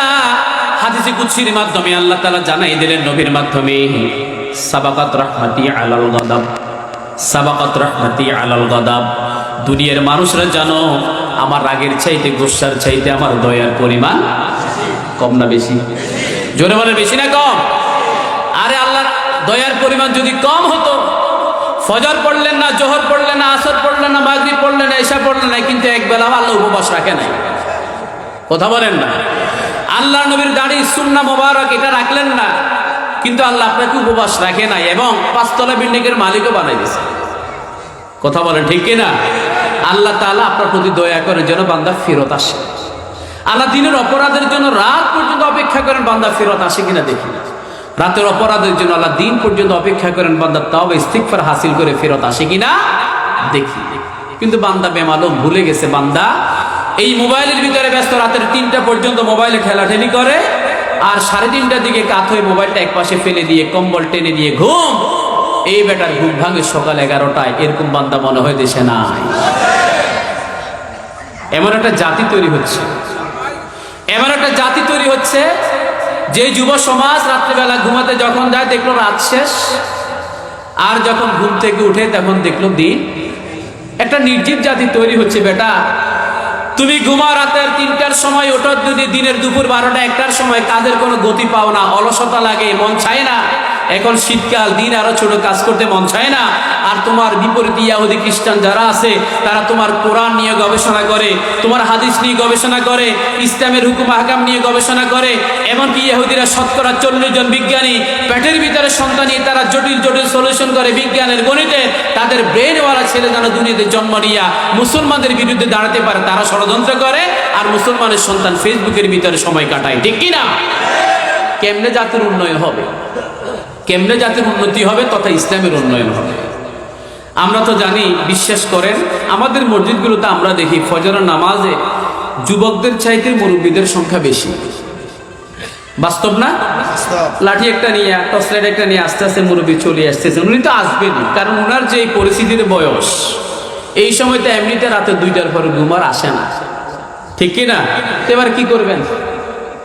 কিছু তো কাজ নাই, উঠে তাহাজ্জুদ নামাজ পড়ে, এবার আস্তে করে ফজর নামাজের জন্য মসজিদে আসেন। কিন্তু আসলে যার ইবাদত আল্লাহর কাছে সবচেয়ে বেশি প্রিয়, যৌবনকালের ইবাদত, সেই যুবকটা এশারের নামাজ না পড়ে ঘুমাইলো 3টার সময়, আর ফজর নামাজ তো কোনো খবর। আমলের কথা বলি আরেকটা, ফজর নামাজ জামাতে পড়েন? আপনারা কি আমার সাথে আছেন না নাকি গেছেন? এশারের নামাজটা জামাতে পড়েন, ফজর নামাজটা জামাতে পড়েন। রাসূল বলেন সারা রাত দাঁড়িয়ে দাঁড়িয়ে নফল নামাজ পড়া সওয়াব পেয়ে যাবে। রাতে তাহাজ্জুদ আর একটু আস্তে আস্তে পরে অভ্যাস করে, অন্তত ইশারের নামাজটা জামাতে পড়ে নেন, ফজর নামাজটা জামাতে পড়েন। আর তাহাজ্জুদ নামাজের অভ্যাসটা এখন, আজকে হলো রবিউল জমাদিউস সানি মাসের সম্ভবত 9 তারিখ অথবা 10 তারিখ, না শুক্রবারে 7 তারিখ ছিল সম্ভবত। তো সেই হিসাবে 9 তারিখ বা যাই হোক, এই মাসের পরে আল্লাহর মাস শাহরুল্লাহ, রজব মাস আছে না? রজব, শাবান, রমাদান, আর মাত্র 3 মাস, 3.5 মাস পরে পবিত্র মাহে রমাদান। রমজান মাসে সাহারি খাওয়ার জন্য আপনারা উঠবেন না? এমনি রোজা রাখেন তো নাকি পর্দা করেন? দিনের বেলা করে তো অনেকে। ফেরি শহরে যান, ঢাকা শহরে যান, ঠিক মতো পর্দা করে। কি মারাত্মক পর্দা! পুরুষে পর্দা করে, হাফ দেখা যায় উপর অংশটা পর্দার, কালো পর্দার অন্তরালে, নিচের অংশটা দেখা যায় লাইনে লাইনে দাঁড়াই আছে। কি করে? এখানে জামাতের সহিত তারা খাওয়া দাওয়া করতেছে পর্দা সহকারে। ঠিক কিনা? ওই যে জামাতের সহিত ওভাবে না খাই, জামাতের সহিত নামাজটা পড়েন ফজর, জামাতের সহিত তারাবির নামাজটা পড়েন, আবার দিকে 8 রাকাত পড়ে আস্তে করে বেরিয়ে পড়বে। এরকমও আছে। ঠিক কিনা? যত বেশি আল্লাহর দরবারে সিজদা দিবেন তত বেশি লাভ না লস? লাভ না লস? প্রত্যেকটা সিজদার বিনিময়ে আল্লাহ তাআলা আপনার গুনাহ ঝরিয়ে দেবেন এবং আপনার একটা মর্যাদা দুনিয়াতে আল্লাহ তাআলা বাড়ায় দেবেন। সুবহানাল্লাহ বলেন না? এই যে দেখেন, তাহাজ্জুদ নামাজ তখন পড়ার সুযোগ আছে। আপনি সাহারি খাওয়ার জন্য উঠবেন, সাহারি খাওয়ার জন্য উঠলে দেখলেন এখন আধা ঘন্টা সময় আছে, শেষ সময় খাওয়া সুন্নাহ, আর ইফতারটা প্রথম সময়ে করা সুন্নাহ। এটা রাসূলের সুন্নাহ। তো এখন আমরা সাহারিটা কি করি? দোকানদারি করি, ওই কাজে ব্যস্ত, ওই কাজে ব্যস্ত। 2টার সময় ভালা করি, আমাদের গ্রাম অঞ্চলে ভাষা বলে কোথায় খাই। এরপরে নামাজ না পড়ে ঘুমিয়ে পড়ে, দোকানে যাইতে হবে 9টায়। এই জন্য ফজর নামাজ পড়ে না বান্দা, রোজাদার আছে না নাই? রোজাদার ফজর নামাজ পড়ে না, এই রোজা কোনো কাজে আসবে না। সাহারি খাওয়ার জন্য যখন উঠবেন চেষ্টা করবেন 2 রাকাত 4 রাকাত তাহাজ্জুদ নামাজ পড়ার জন্য। ওই নামাজটা রমজান মাসে যখন কন্টিনিউ হবে রমজানের পরেও সেটা অভ্যাসের ভিতরে আসবে। মনে রাখেন, আখিরাতের জমিনে আল্লাহ কত দয়া করেন, কত দয়া করেন। বিচার কার্যক্রম চলবে, দেখলো বান্দার নামাজের গ্যাপ আছে, জাহান্নামে যাবে, আল্লাহ ফেরেশতাদেরকে বলেন আমার বান্দাটা তাহাজ্জুদ নামাজ আছে কিনা দেখো। সুবহানাল্লাহ বলিয়েন না। বান্দার আমল নামায় তাহাজ্জুদ নামাজ আছে কিনা দেখো। ফেরেশতারা বললেন হ্যাঁ আল্লাহ। ওই যে মুহাম্মদিয়া জামে মসজিদের মাহফিলে শোনার পরে এই বান্দা 3.5 মাস পরে তাহাজ্জুদ নামাজ মাঝে মধ্যে পড়েছে। আল্লাহ শেষ দিন কয়েকদিনের তাহাজ্জুদ নামাজ তার আমল নামার ভিতরে আছে। আল্লাহ তাআলা তখন গ্রেস মার্ক এবং স্থলাভিষিক্ত করার জন্য ওই ফরজের ঘাটতিটা নফল নামাজ তাহাজ্জুদ নামাজ দিয়ে ফিল আপ করে বান্দাকে জান্নাতে যাওয়ার ব্যবস্থা করে দিবেন। বলে সুবহানাল্লাহ। সাবাকাত রাহমাতি আলাল গাদা, আমার রাগের উপরে আমার রহমত বিজয় লাভ করেছে, মানে অগ্রগামী, আমার রাগের চাইতে আমার দয়ার পরিমাণ বেশি। কিন্তু সেই দয়া পাওয়ার জন্য আমাদের আগ্রহ নাই। ওয়া শুনলে স্পিরিট আসে না, ইনশাল্লাহ কালকে ফজর নামাজ পড়বই পড়বো। আবার মাঝে মাঝে যুবককে যখন জিজ্ঞেস করে এই নামাজ পড়া না কেন, হুজুর একদম শিওর থাকেন, একদম শিওর আগামী সপ্তাহ থেকে একদম আমি পড়বো। কোন দিন থেকে? তো আগামী সপ্তাহ পর্যন্ত তুমি জীবিত থাকবা, গ্যারান্টি আছে না? মেয়ে এখান থেকে বাড়ি পর্যন্ত যেতে পারবেন, গ্যারান্টি আছে? আমি যেতে পারবো? কার ইশারা যেতে পারবো? আল্লাহ চাইলে যেতে পারবো, না হলে যেতে পারবো না। আল্লাহ সুযোগ দিচ্ছেন আপনাকে, আল্লাহ সুযোগ দিচ্ছেন, আল্লাহ সুযোগ দিচ্ছেন। এইভাবে রসুলের মাধ্যমে রসুল বললেন বান্দা তাওবা ইস্তিগফার হাসিল করার সময় 2টা বাইন্ডিং করে দিয়েছে। বলেন কয়টা? একটা হলো ইন্নাল্লাহা ইয়াকবালু তাওবাতাল আবদ হাত্তা তাতলুআ আশ-শামসু মিন মাগরিবিহা, সূর্য পশ্চিম দিকে উদিত হওয়ার আগ মুহূর্ত পর্যন্ত আল্লাহ বান্দার তওবা কবুল করেন। ইন্নাল্লাহা ইয়াকবালু তাওবাতাল আবদ হাত্তা মা লাম ইউগারগির, গলার ভিতরে গড়গড় শব্দ শুরু হবে, মালাকুল মউত যেদিন চেপে ধরবেন গড়গড় শব্দ শুরু হবে, সাকরাত শুরু হয়ে যাবে, তার আগ মুহূর্ত পর্যন্ত আল্লাহ তাআলা তওবা কবুল করেন। এখন আপনারা যারা মনোযোগ দিয়ে আছেন, আপনারা বলেন তো কিয়ামত কখন হবে? সূর্য কোন দিন পশ্চিমে উদিত হবে? এটাকে আমরা জানি? মেসেজ জানা আছে না? বড় হয় আমি সিমে ফোন দিয়ে জিজ্ঞেস বলে দেবে রেডি হও, কিয়ামত হবে। মালাকুল মউত কোন দিন আমাদের গলা চেপে ধরার জন্য বেরিয়ে পড়বেন সেটা আমরা জানি না। কে জানেন? আল্লাহ তাআলা সূরা লোকমানের 34 নম্বর আয়াতে পরিষ্কার ভাষায় জানিয়ে দিয়েছেন ইন্নাল্লাহা ইনদাহু ইলমুস সাআ ওয়া ইউনাজ্জিলুল গায়থ ওয়া ইয়ালামু মা ফিল আরহাম ওয়া মা তাদরি নাফসুম মাযা তাকসিবু গাদা ওয়া মা তাদরি নাফসুম বিআই আরদিন তামুত। 5টা জিনিসের জ্ঞান আল্লাহ তাআলা নিজের কাছে রেখে দিয়েছেন, কোনো মানুষকে জানতে দেয়া হয় নাই, এমনকি আমার রাসূলকেও জানতে দেয়া হয় না। জোরে বলে সুবহানাল্লাহ। 1 নাম্বার হলো কিয়ামত কখন হবে সেটা আল্লাহ জানেন। আকাশে মেঘ দেখলেন, সেই মেঘ থেকে বৃষ্টি হবে কি হবে না, এটার জ্ঞান আল্লাহ তাআলা নিজের কাছে রেখে দিলেন। মায়ের পেটের সন্তান ছেলে হবে নাকি মেয়ে হবে, এটার জ্ঞানও আল্লাহ তাআলা নিজের কাছে রেখে দিলেন। আপনার রিজিক আপনি কোত্থেকে তালাশ করবেন সেটাও আল্লাহ তাআলা নিজের কাছে রেখে দিলেন। আপনার আমার মৃত্যু কোথায় কখন কিভাবে হবে এটা দুনিয়ার কোনো মানুষ জানে না। চিল্লে বলেন তিনি জানেন। যিনি কে? যিনি জানেন তিনি কে? এই যে আনসারে আপনাদের মাঝে কথা বলছি, কথা বলতে বলতে মারা যেতে পারি। আপনি আমার কথাগুলো শুনছেন, শুনতে শুনতে মারা যেতে পারেন। গত বছরের একটি ঘটনা, ছাগলনাইয়া একটি দিনে মাহফিল করলাম, রাতের 12টার সময় মাহফিল শেষ হলো, বিরিয়ানির প্যাকেট হাতের ভিতরে দিল।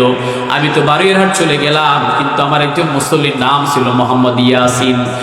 ওই ভাইটা না, ওই যে মাহফিলটা শেষ করে হাতে বিরিয়ানির প্যাকেট, পাশেই তার বাড়ি, কিন্তু বাড়ি পর্যন্ত যেতে পারে নাই। ওই প্যাকেটটা নিয়ে বাড়ির সদর দরজায় মাথা ঘুরে পড়ে সেখানে তিনি ইন্তেকাল করেছেন। ঘরের লোকেরা ফোন করে কোনো খোঁজখবর নাই, তিনি ড্রাইভার মানুষ। লোকজন মনে করলো গাড়ি নিয়ে হয়তো দূরে কোথাও ভাড়া নিয়ে গিয়েছে, সকালে চলে আসবে। সকালবেলা কলিজার টুকরা আম্মাজান যখন নামাজ পড়ে হাঁটতে বেরিয়েছেন, দেখলেন বাড়ির সামনে কে যেন পড়ে আছে। কাছে গিয়ে দেখলেন নিজের কলিজার টুকরা সন্তান। আল্লাহু আকবার। এই কথা থেকে প্রমাণ হলো মাহফিল থেকে বাড়ি পর্যন্ত যেতে পারবো না। তবে একটা সিদ্ধান্ত আমরা নেব, আল্লাহর দরবারে তাওবা ইস্তিগফার হাসিল করার জন্য, নামাজ শুরু করার জন্য, ইসলামের দিকে ফিরে আসার জন্য, অন্তরকে মসজিদে সেদিকে মুআল্লাক রাখার জন্য আমার যে প্রস্তুতি আমার নিতে হবে সেটা কালকে সকাল পর্যন্ত অপেক্ষা করার সুযোগ নাই। আল্লাহর দরবারে যদি আমাদের ফিরে যেতে হয়, আমাদের এখনই আল্লাহর দরবারে ফিরে যেতে হবে। বলেন কখন? সবাই তো বলেন না কখন। ওই যে বাড়ি পর্যন্ত যেতে পারবো না, গ্যারান্টি নাই, তাহলে ফিরে যেতে হবে আমাদেরকে এখনই। কথা বলেন ঠিক কিনা? এবারে সবাই আমার সাথে একটু মুখে মুখে পড়বেন আল্লাহুম্মা। একজনও বাদ যাবে না, সবাই পড়বেন। বিরাট একটা আমল। আল্লাহুম্মা আনতা রাব্বি লা ইলাহা ইল্লা আনতা খলাকতানি ওয়া আনা আবদুক ওয়া আনা আলা আহাদিক ওয়া ওয়াদিকা মাস্তাতা'তু আউযু বিকা মিন শাররি মা সানা'তু আবুউ লাকা বিনি'মাতিকা আলাইয়া ওয়া আবুউ বিদামবি ফাগফির লি ফাইন্নাহু লা ইয়াগফিরুয যুনুবা ইল্লা আনতা। জানেন আপনারা বলেন এটাকে কি বলা হয়? মাশাআল্লাহ, আপনাদের খতিব সাহেব ঠিক মতোই জানেন। তবে ওনাকে আরো কাজে লাগাবেন কিভাবে? মুখস্থ যাদের নাই, ফজিলতটা শুনে রসুল বললেন দিনের বেলা একবার যদি তেলাওয়াত করেন দিনের বেলা মারা গেলে জান্নাতে, রাতের বেলা একবার তেলাওয়াত করে রাতে মারা গেলেও জান্নাতে। বড় আশা নিয়ে আজকে আমরা তেলাওয়াতটা করলাম। আজকে রাতে কার মৃত্যু হবে আমরা কেউ হতে পারে না। মোহাম্মদিয়া জামে মসজিদের সামনে কাল সকালে কার জানাজা হবে এটা আল্লাহ ছাড়া কেউ জানে না। আল্লাহ না করুক, আল্লাহ না করুক, যদি হয়ে যায় সবসময় মৃত্যুর প্রস্তুতিটা আমাদের থাকা দরকার। আপনাদের ইমাম সাহেব মুখস্থ জানেন, ফজর নামাজে সূরা হাশরের শেষ 3 আয়াত পড়ে না? নামাজ শেষ করে ফজর কিংবা মাগরিব নামাজের পরে আল্লাহুম্মা আজরিনি মিনান নার 7 বার পড়েন না আপনারা? তাসবিহ পড়েন না? ঠিক সেই সময় হুজুরকে বলবেন হুজুর আপনি একটু সাইয়্যিদুল ইস্তিগফারটা একটু জোরে পড়েন। আপনার সাথে আমরাও পড়ব। মাগরিব নামাজ শেষ করে হুজুরকে বলবেন হুজুর একটু জোরে পড়েন, আমি জানি না আপনি একটু জোরে পড়লে আমার আমলটা হবে, আপনি ওনার সাথে পড়বেন। তাহলে এই যে ফজিলত, দিনে মারা গেলেও জান্নাতি, রাতে মারা গেলেও জান্নাতি, এই ফজিলতটা আমরা পেয়ে যাবো। জোরে বলি সুবহানাল্লাহ। এবারে বলেন ওই ফজিলত হাসিল করতে হলে মসজিদে আসতে হবে কি হবে না? বলেন হবে কি হবে না? হ্যাঁ, মসজিদেও আসবেন, যখন যেখানে সুযোগ হবে সেখানে পড়ে নেবেন, মুখস্থ করে নেবেন। আমাদের কোমলমতি নুরানি বিভাগের হিফজ বিভাগের ছাত্ররা সেটা মুখস্থ জানে, ওলামায়ে কেরাম জানেন, মসজিদের আহাল যারা আছেন তারা ঠিক মতোই জানেন, কিন্তু সাধারণ মুসল্লি অনেকেই জানেন না। দয়া করে মুখস্থ করে নেবেন, বিরাট ফজিলতপূর্ণ একটি আমল। জোরে বলে ইনশাআল্লাহ। আল হাইয়্যু আল কাইয়্যুম, এখান থেকে আমরা এই পর্যন্ত চলে আসলাম। এগুলো কার নাম? আনসারী সাহেবের নাম আছে তো, আব্দুল কাইয়্যুম, আব্দুল হাই আছে না? আব্দুল শব্দটা লাগাইলে এটা আমার নাম, কিন্তু আল হাইয়্যুম আল কাইয়্যুম রাহিম রহমান এগুলো কার নাম? সরাসরি আল্লাহর নাম। সুবহানাল্লাহ বলেন না? এখন আল্লাহ বলছেন আমি চিরঞ্জীব এবং চিরস্থায়ী, কিন্তু আল্লাহর এই কথাটাকে কাউন্টার দেওয়ার জন্য পৃথিবীতে 2 ব্যক্তি চেষ্টা করছে। একটা হলো ফিরআউন আর একটা হলো নমরুদ। তারা বলছে আনা রব্বুকুমুল আ'লা, আমি নাকি বড়, সে বলছে সে বড় খোদা। এভাবে দুনিয়ার জমিনে যারা আল্লাহর উপরে নিজেকে কল্পনা করে ক্ষমতার অপব্যবহার করেছে, ইসলামের উপরে হাত দিয়েছে, নবী রাসূলদেরকে কষ্ট দিয়েছে, হক্কানি রব্বানি আলেমদেরকে যারা কষ্ট দিয়েছে, পূর্বের নবী রাসূলদের উম্মতদেরকে গণহারে শহীদ করে দিয়েছে, এই সমস্ত জালিম ফিরআউন নমরুদদেরকে আল্লাহ তাআলা কেমনে ধ্বংস করলেন? একজনকে পানিতে চুবিয়ে শাস্তি দিলেন, আরেকজনকে জুতার বাড়ি দিয়ে দুনিয়া থেকে বিদায় করেছেন। ঠিক কি না? এখান থেকে শিক্ষা যদি আমরা নিতে না পারি তাহলে আপনার আমার সাথে কুপাল পড়া দ্বিতীয় কেউ। হাইয়্যুমকে কাইয়্যুমকে এটার সমকক্ষ দুনিয়ার কোনো মাখলুকাত হওয়ার কোনো সম্ভাবনা নাই। এরপরে সংক্ষিপ্তভাবে বলছি লা তাখুযুহু সিনাতুন ওয়ালা নাওম, তিনি ঘুমান না এবং তার কোনো জুরানিও নাই। ঠিক কি না? আমাদের ভাষায় বললাম আর কি, তিনি তো ঘুম যান না, আবার জুরানিও ঝিমানিও।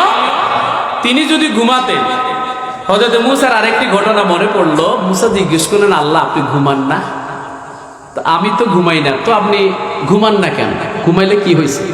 ঘুমাইলে কি হয়েছে প্রমাণ নিতে চাও? বলেন। ঠিক আছে, তুমি কালকে তুর পাহাড়ে আসার সময় একটা কাঁচের গ্লাসে করে 1 গ্লাস পানি নিয়ে আসবে। কথা কি বুঝেন তো? তো নিয়ে গেলেন, বললেন আজকে রাত সারা রাত তুমি না ঘুমিয়ে গ্লাসটা এইভাবে ধরে দাঁড়িয়ে থাকবে। রাতের 3য় ভাগ যখন আসলো, মানুষ হিসেবে ঘুম আসে না নাই? উনি তো নবী, তুনারও আসবে। আমরা তো দুনিয়াতে কত পরিশ্রম করছি, আমাদের শরীরের সুস্থতা, এখনকার যুগের খাওয়ার বদভ্যাস, বিভিন্ন কারণে আমাদের ঘুম আরো বেশি। ঘুমাইতে ঘুমাইতে আমরা এমন পরিস্থিতিতে যাই, হারুন হুজুর যখন ওই যে খুতবা দিচ্ছে তখন আমরা লালা মুছতেছি। আছে না নাই? এই মেয়ে মসজিদগুলোতে এগুলো নাই? মসজিদগুলোতে এটা আছে, জিমাইতে জিমাইতে কায়তে পড়ে যাচ্ছে, আবার অজু ততক্ষণে চলে গেছে আল্লাহর হলা করে, কিন্তু অজু আবার নতুন করে না করে নামাজে দাঁড়ায় গেছে। আবার ওই যে একামত দেওয়ার আগে আল্লাহু আকবার বলে তিনি নিজে দাঁড়ায় গেছে। কিছু বদ অভ্যাস মুসল্লিদের আছে, আরো কিছু মুসল্লি আছে যারা খতিব সাহেবের সামনে হাতটাকে এভাবে তুলে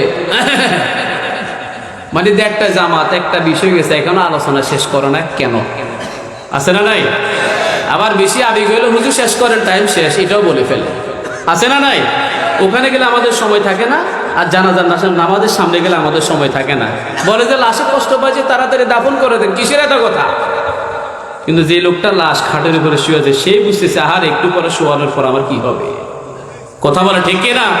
6 দিন পরে লাশটা নখগুলো খসে আলাদা হবে, 9 দিন পরে লোম চুল যত আমার পশম আছে সেগুলো খসে খসে আলাদা হবে, 17 দিন পরে পেটের ভুঁড়িটা ঠাস করে ফেটে যাবে, 60 দিন পরে আমার গোষ্ঠগুলো আলাদা হয়ে মাটিতে ঝরে ঝরে মাটির সাথে মিশবে, 90 দিন পর আমার শরীরের হাড্ডির অস্থি মজ্জা লালাগুলো সব শুকিয়ে যাবে, আস্তে আস্তে মাটির সাথে আমি মিশে যাব।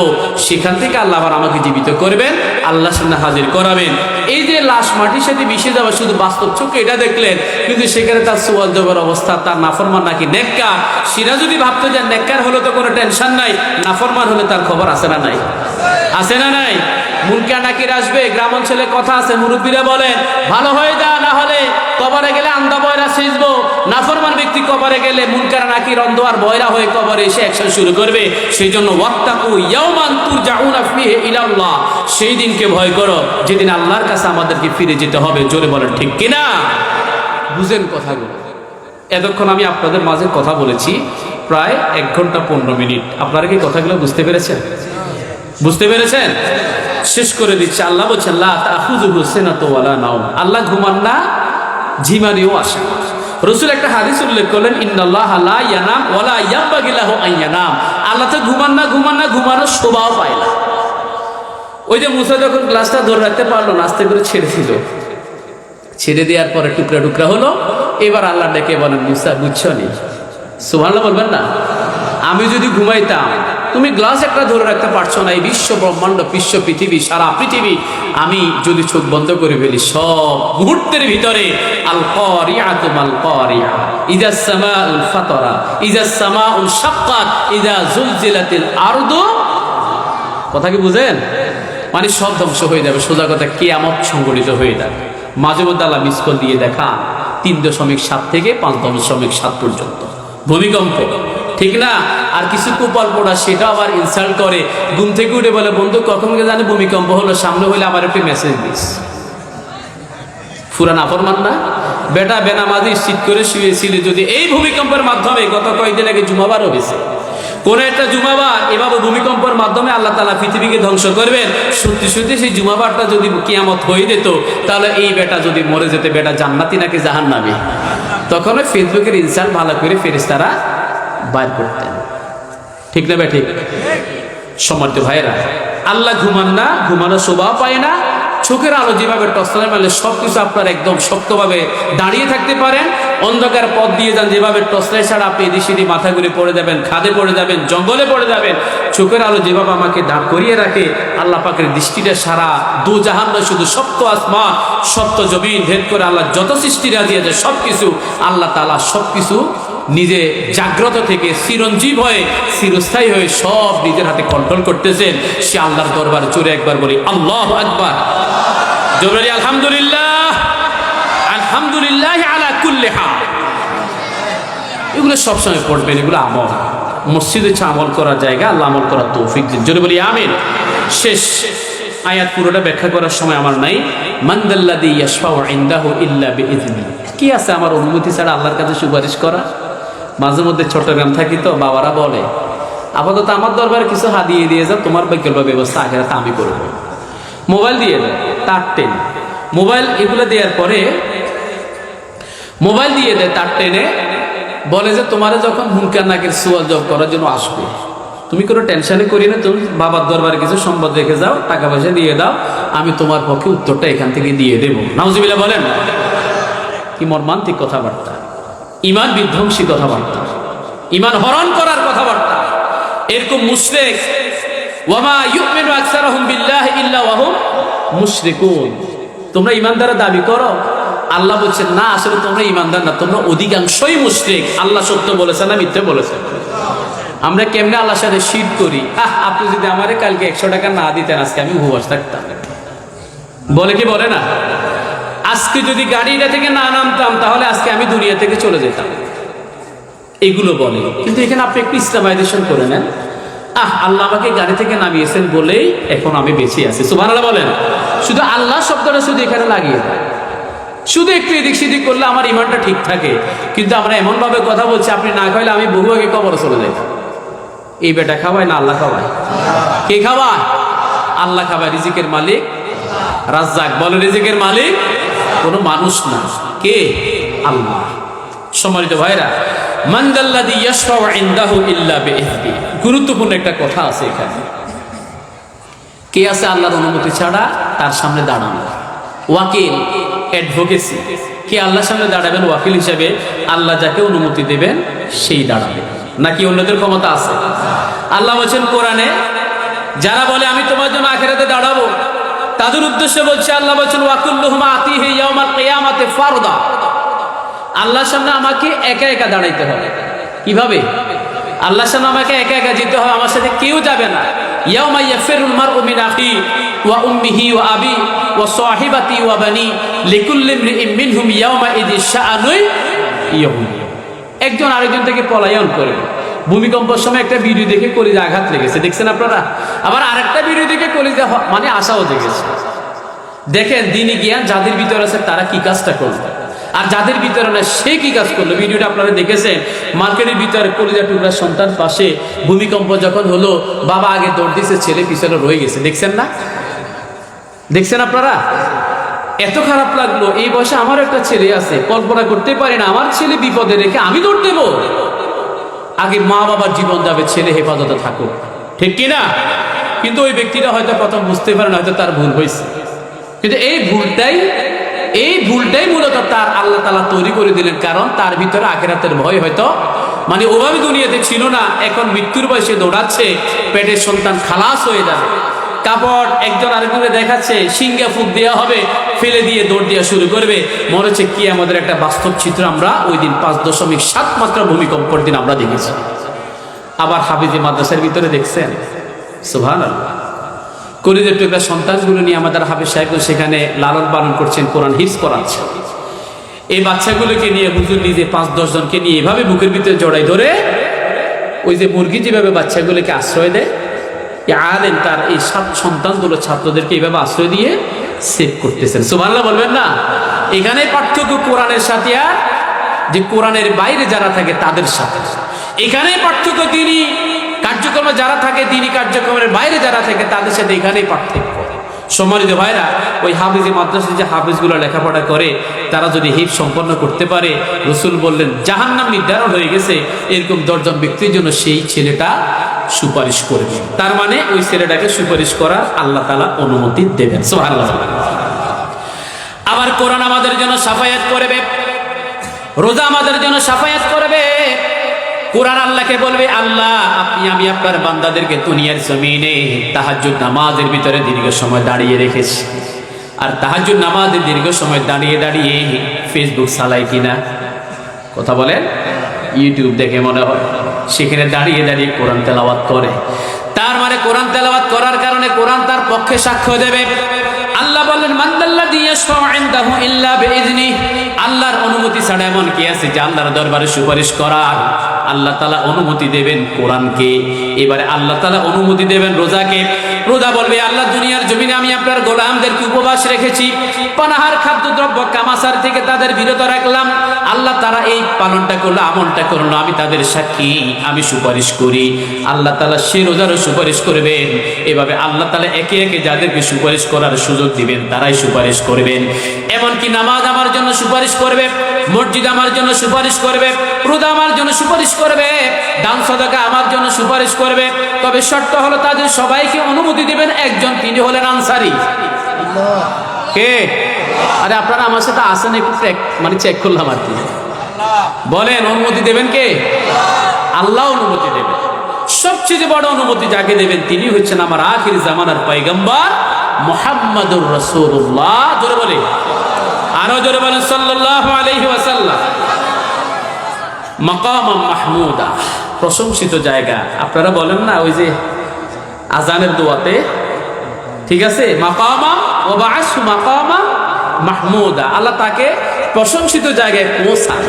তো প্রশংসিত জায়গায় পৌঁছানোর পরে প্রশংসিত জায়গায় সিজদার ভিতরে পড়ে পড়ে আমার রাসূল আমাদের জন্য কি করবেন? কানা মিকদারুহু 50 আলফা সানা, 50,000 বছর মানুষের আকাশের দিকে তাকে ইয়া নফসি করবে। যার যার আমলের আলোকে সেখানে কষ্ট পাওয়া শুরু করবে। উফাতান উরাতান মুসাতান গুরলা, উলঙ্গ, খালি পা, খতনাবিহীন, 3 অবস্থা।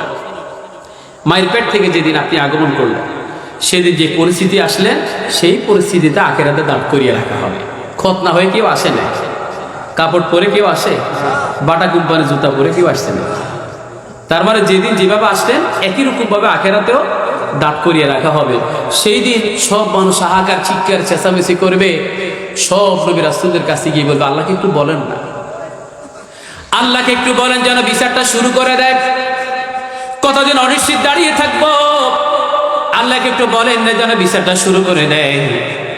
বিচার যদি শেষ হয়ে যায়, জাহান্নামে যদি যেতে হয় তাও যেতে রাজি আছি, কিন্তু এরপর অনিশ্চিত এভাবে দাঁড়িয়ে থাকতে রাজি নাই। যদি বলি আল্লাহু আকবার। সব নবী রাসূল বলেন, না, আজকে আল্লাহর সামনে কিচ্ছু বলার ক্ষমতা আজকে আমাদের নাই। তবে তোমরা আজকে একজন নবীর কাছে চলে যাও, তিনি শুধু আল্লাহর দরবারে অ্যাডভোকেসি করার ক্ষমতা আছে। তিনি হচ্ছেন আমাদের আখির জামানার পয়গম্বর মুহাম্মদুর রাসূলুল্লাহ। যদি বলি সাল্লাল্লাহু, একমাত্র তিনি আল্লাহর সামনে কথা বলার ক্ষমতা আছে। তোমরা সবাই তাকে গিয়ে ধরো। আমার বিশ্বনবীর চতুর্দিকে তারা এসে ভিড় করলো। ওই কথা থেকে বিশ্বনবী নিজের সম্পর্কে বললেন, আনাল হাশির, আমি হলাম আখিরাতের জমিনে আমার উম্মতদেরকে নয়, শুধু সব মানুষদেরকে আমার পায়ের কাছে একত্রিতকারী। যদি বলি সুবহান। ওই যে নবী রাসূলদের কাছে গিয়ে বিফল হবে, এবারে সবাই এসে ধরবে আমার রসুলকে। রসুল বললেন, আনা আহমদ, আনা মুহাম্মদ, আনাল মুকাফফি, আনাল হাশির, আনা নাবিয়ুর রাহমা, আনা নাবিয়ুত তাওবা। চলে বলে সুবহানাল্লাহ। বড় ব্যাখ্যা, সেদিকে যাব না। শুধু হাশির মানে একত্রিতকারী। সবাই এসে ধরবেন, একটু আল্লাহকে বলেন। এবার রসুল কি করবেন? রসুল তো মাকাম মাহমুদে আছে, তবে উনাদের মতো ইয়া নফসি না। রব্বি হাবলি উম্মতি বলেন, রব্বি হাবলি। নবী রাসূলদের 4টা দায়মি সুন্নাহ আছে। আইয়ামে বীজের রোজা, সপ্তাহে 2 দিন রোজা, সোমবার বৃহস্পতিবার, তাহাজ্জুদ নামাজ এবং ইতিকাফ। এই তাহাজ্জুদ নামাজ যখন রাসূলগণ পড়েন, আমাদের নবী সিজদার ভিতরে পড়ে পড়ে যে দোয়াটা করে সেটা হলো আল্লাহুম্মা ইয়া উম্মতি। সুবহানাল্লাহ বলেন। ঠিক একই কথা মাকাম মাহমুদের সিজদায় পড়ে পড়ে তিনি বলবেন, রব্বি হাবলি উম্মতি। এবারে আল্লাহ তাআলা 50,000 বছর পরে আখিরাতের হিসাবে, দুনিয়ার হিসেবে 2 ঘন্টা, আখিরাতের হিসেবে 2 ঘন্টা, দুনিয়াতে 60 বছর বা এর চাইতে বেশি, অনেক বর্ণনা আছে। তো এরকম 50,000 বছর পরে আল্লাহ তাআলা তার নজর রহমত নবীর উপরে বর্ষণ করে বলবেন, বন্ধু এর ফারাসা, মাথা তোলেন, সালতো কথা, আপনার মনে কি কথাবার্তা আছে সেটা বলেন। ওয়াশফা তুশাফা, আজকে আপনি যা সুপারিশ করবেন আমি আল্লাহ সব সুপারিশ কবুল করবো। সুবহানাল্লাহ। সেই কথাটা বিশ্বনবী এভাবে কোট করলেন, লিকুল্লি নাবিয়্যিন দাওয়াতান মুস্তাজাবা। সব নবী রাসূলদের জন্য একটা দোয়া ছিল, করলেই কবুল। ইয়াদউ বিহা, তারা দুনিয়ার জমিনে নিজের জন্য সেই দোয়াটা করে নিয়েছেন, একমাত্র আমি ছাড়া। ওয়া উরিদু আন আখতাবিয়া দাওয়াতি শাফাআতান লি উম্মতি ফিল আখিরাহ। বিশ্বনবী বললেন, সেই দোয়াটা আমি উম্মতের জন্য রেখে দিলাম, কিয়ামতের জমিন আখিরাতের ময়দানে উম্মতের জন্য দোয়াটা করব বলে সেই দোয়াটা আমি আমার উম্মতের জন্য রেখে দিয়েছি। সুবহানাল্লাহ। নবী সিজদা থেকে মাথা তুলে আল্লাহ যখন জিজ্ঞেস করলেন, ওয়াশফা তুশাফা, সুপারিশ করেন কবুল করব। দোয়া ছিল কিন্তু একটা, আখিরাতের জমিনে উম্মতের জন্য করবেন বলে রেখে দিয়েছেন বলে একটার ভিতরে সীমাবদ্ধ নাই, শত শত দোয়াতে পরিণত হলো। আল্লাহ একটা দোয়া কবুল করে বললেন, নবী আর কি আছে বলেন। রাসূল আবারও দোয়া করেন, কবুল বলে আল্লাহ বলছেন আর কি আছে বলেন। আল্লাহ কবুল করে আবার বললেন আর কি আছে বলেন। রাসূল আরেকটা বললেন, এভাবে শুধু চলতেই আছে। তার মানে বিশ্বনবীর মর্যাদা সম্মান আল্লাহ তাআলা সেখানে দিলেন। মানদাল্লাযী ইয়াশফাউ ইনদাহু ইল্লা বিইذনি, আল্লাহর অনুমতি ছাড়া কে কথা বলবেন? যিনি সবার আগে কথা বলবেন তিনি হচ্ছেন আমার নবী মুহাম্মদুর রাসূলুল্লাহ। আল্লাহ আমাদের সেই নবীর খাঁটি উম্মত হওয়ার তৌফিক দেন। জোরে বলি আমিন। 1.5 ঘন্টা ব্যাপী আপনাদের মাঝে কথা বলেছি, কথা কি বুঝতে পেরেছেন? আমল করবেন ইনশাআল্লাহ। আপনারা আমল করলে আমি সওয়াব পাবো, আমাকে যারা বসিয়েছেন আমার নূর নবী সাহেব, ডিলার সাহেব সহ আয়োজক কমিটির সওয়াব পাবেন। এই মসজিদ আমাদেরকে আবাদ করতেই হবে, ঠিক কি না? সবচেয়ে বড় যে আমলের মাধ্যমে করবে সেটা হলো 5 ওয়াক্ত আয়াতুল কুরসিটা নামাজের পরে করবেন, ইন্তেকাল হবে, রাসূল বলেছে সোজা জান্নাতি। দোয়া করবেন তো আমার জন্য, ইনশাআল্লাহ ভবিষ্যতে আরো দেখা হবে। আজকে 1.5 ঘন্টা ব্যাপী একটা আয়াত থেকে সংক্ষিপ্ত কথা বলেছি, ডিপলি বলতে গেলে আরো 2-2.5 ঘন্টা লাগবে। আলহামদুলিল্লাহ দোয়া করবেন আল্লাহ যেন আমাদেরকে বিষয়ভিত্তিক প্রয়োজনীয় কথাগুলো আমাদের মুখ থেকে বের করা। আমাদের ওস্তাদ মঞ্চে আসতেছে, ওনার জন্য ডায়াসটা ছেড়ে দেব। ওনার সামনে আমি একটা কথাও বলবো না, উনি আমাদের ওস্তাদ, ওনারা কথা বলবেন, ওনাদের দোয়া আমাদের দরকার। আপনারা দোয়া করবেন আল্লাহ জান্নাতে এই সমাবেশ একসাথে যেন থাকতে পারে। জোরে বলি আমিন, জোরে বলি আমিন। হাদা মা ইনদি ওয়াল ইলমি বিস-সাওয়াব। আসসালামু আলাইকুম ওয়া রাহমাতুল্লাহি ওয়া বারাকাতুহু।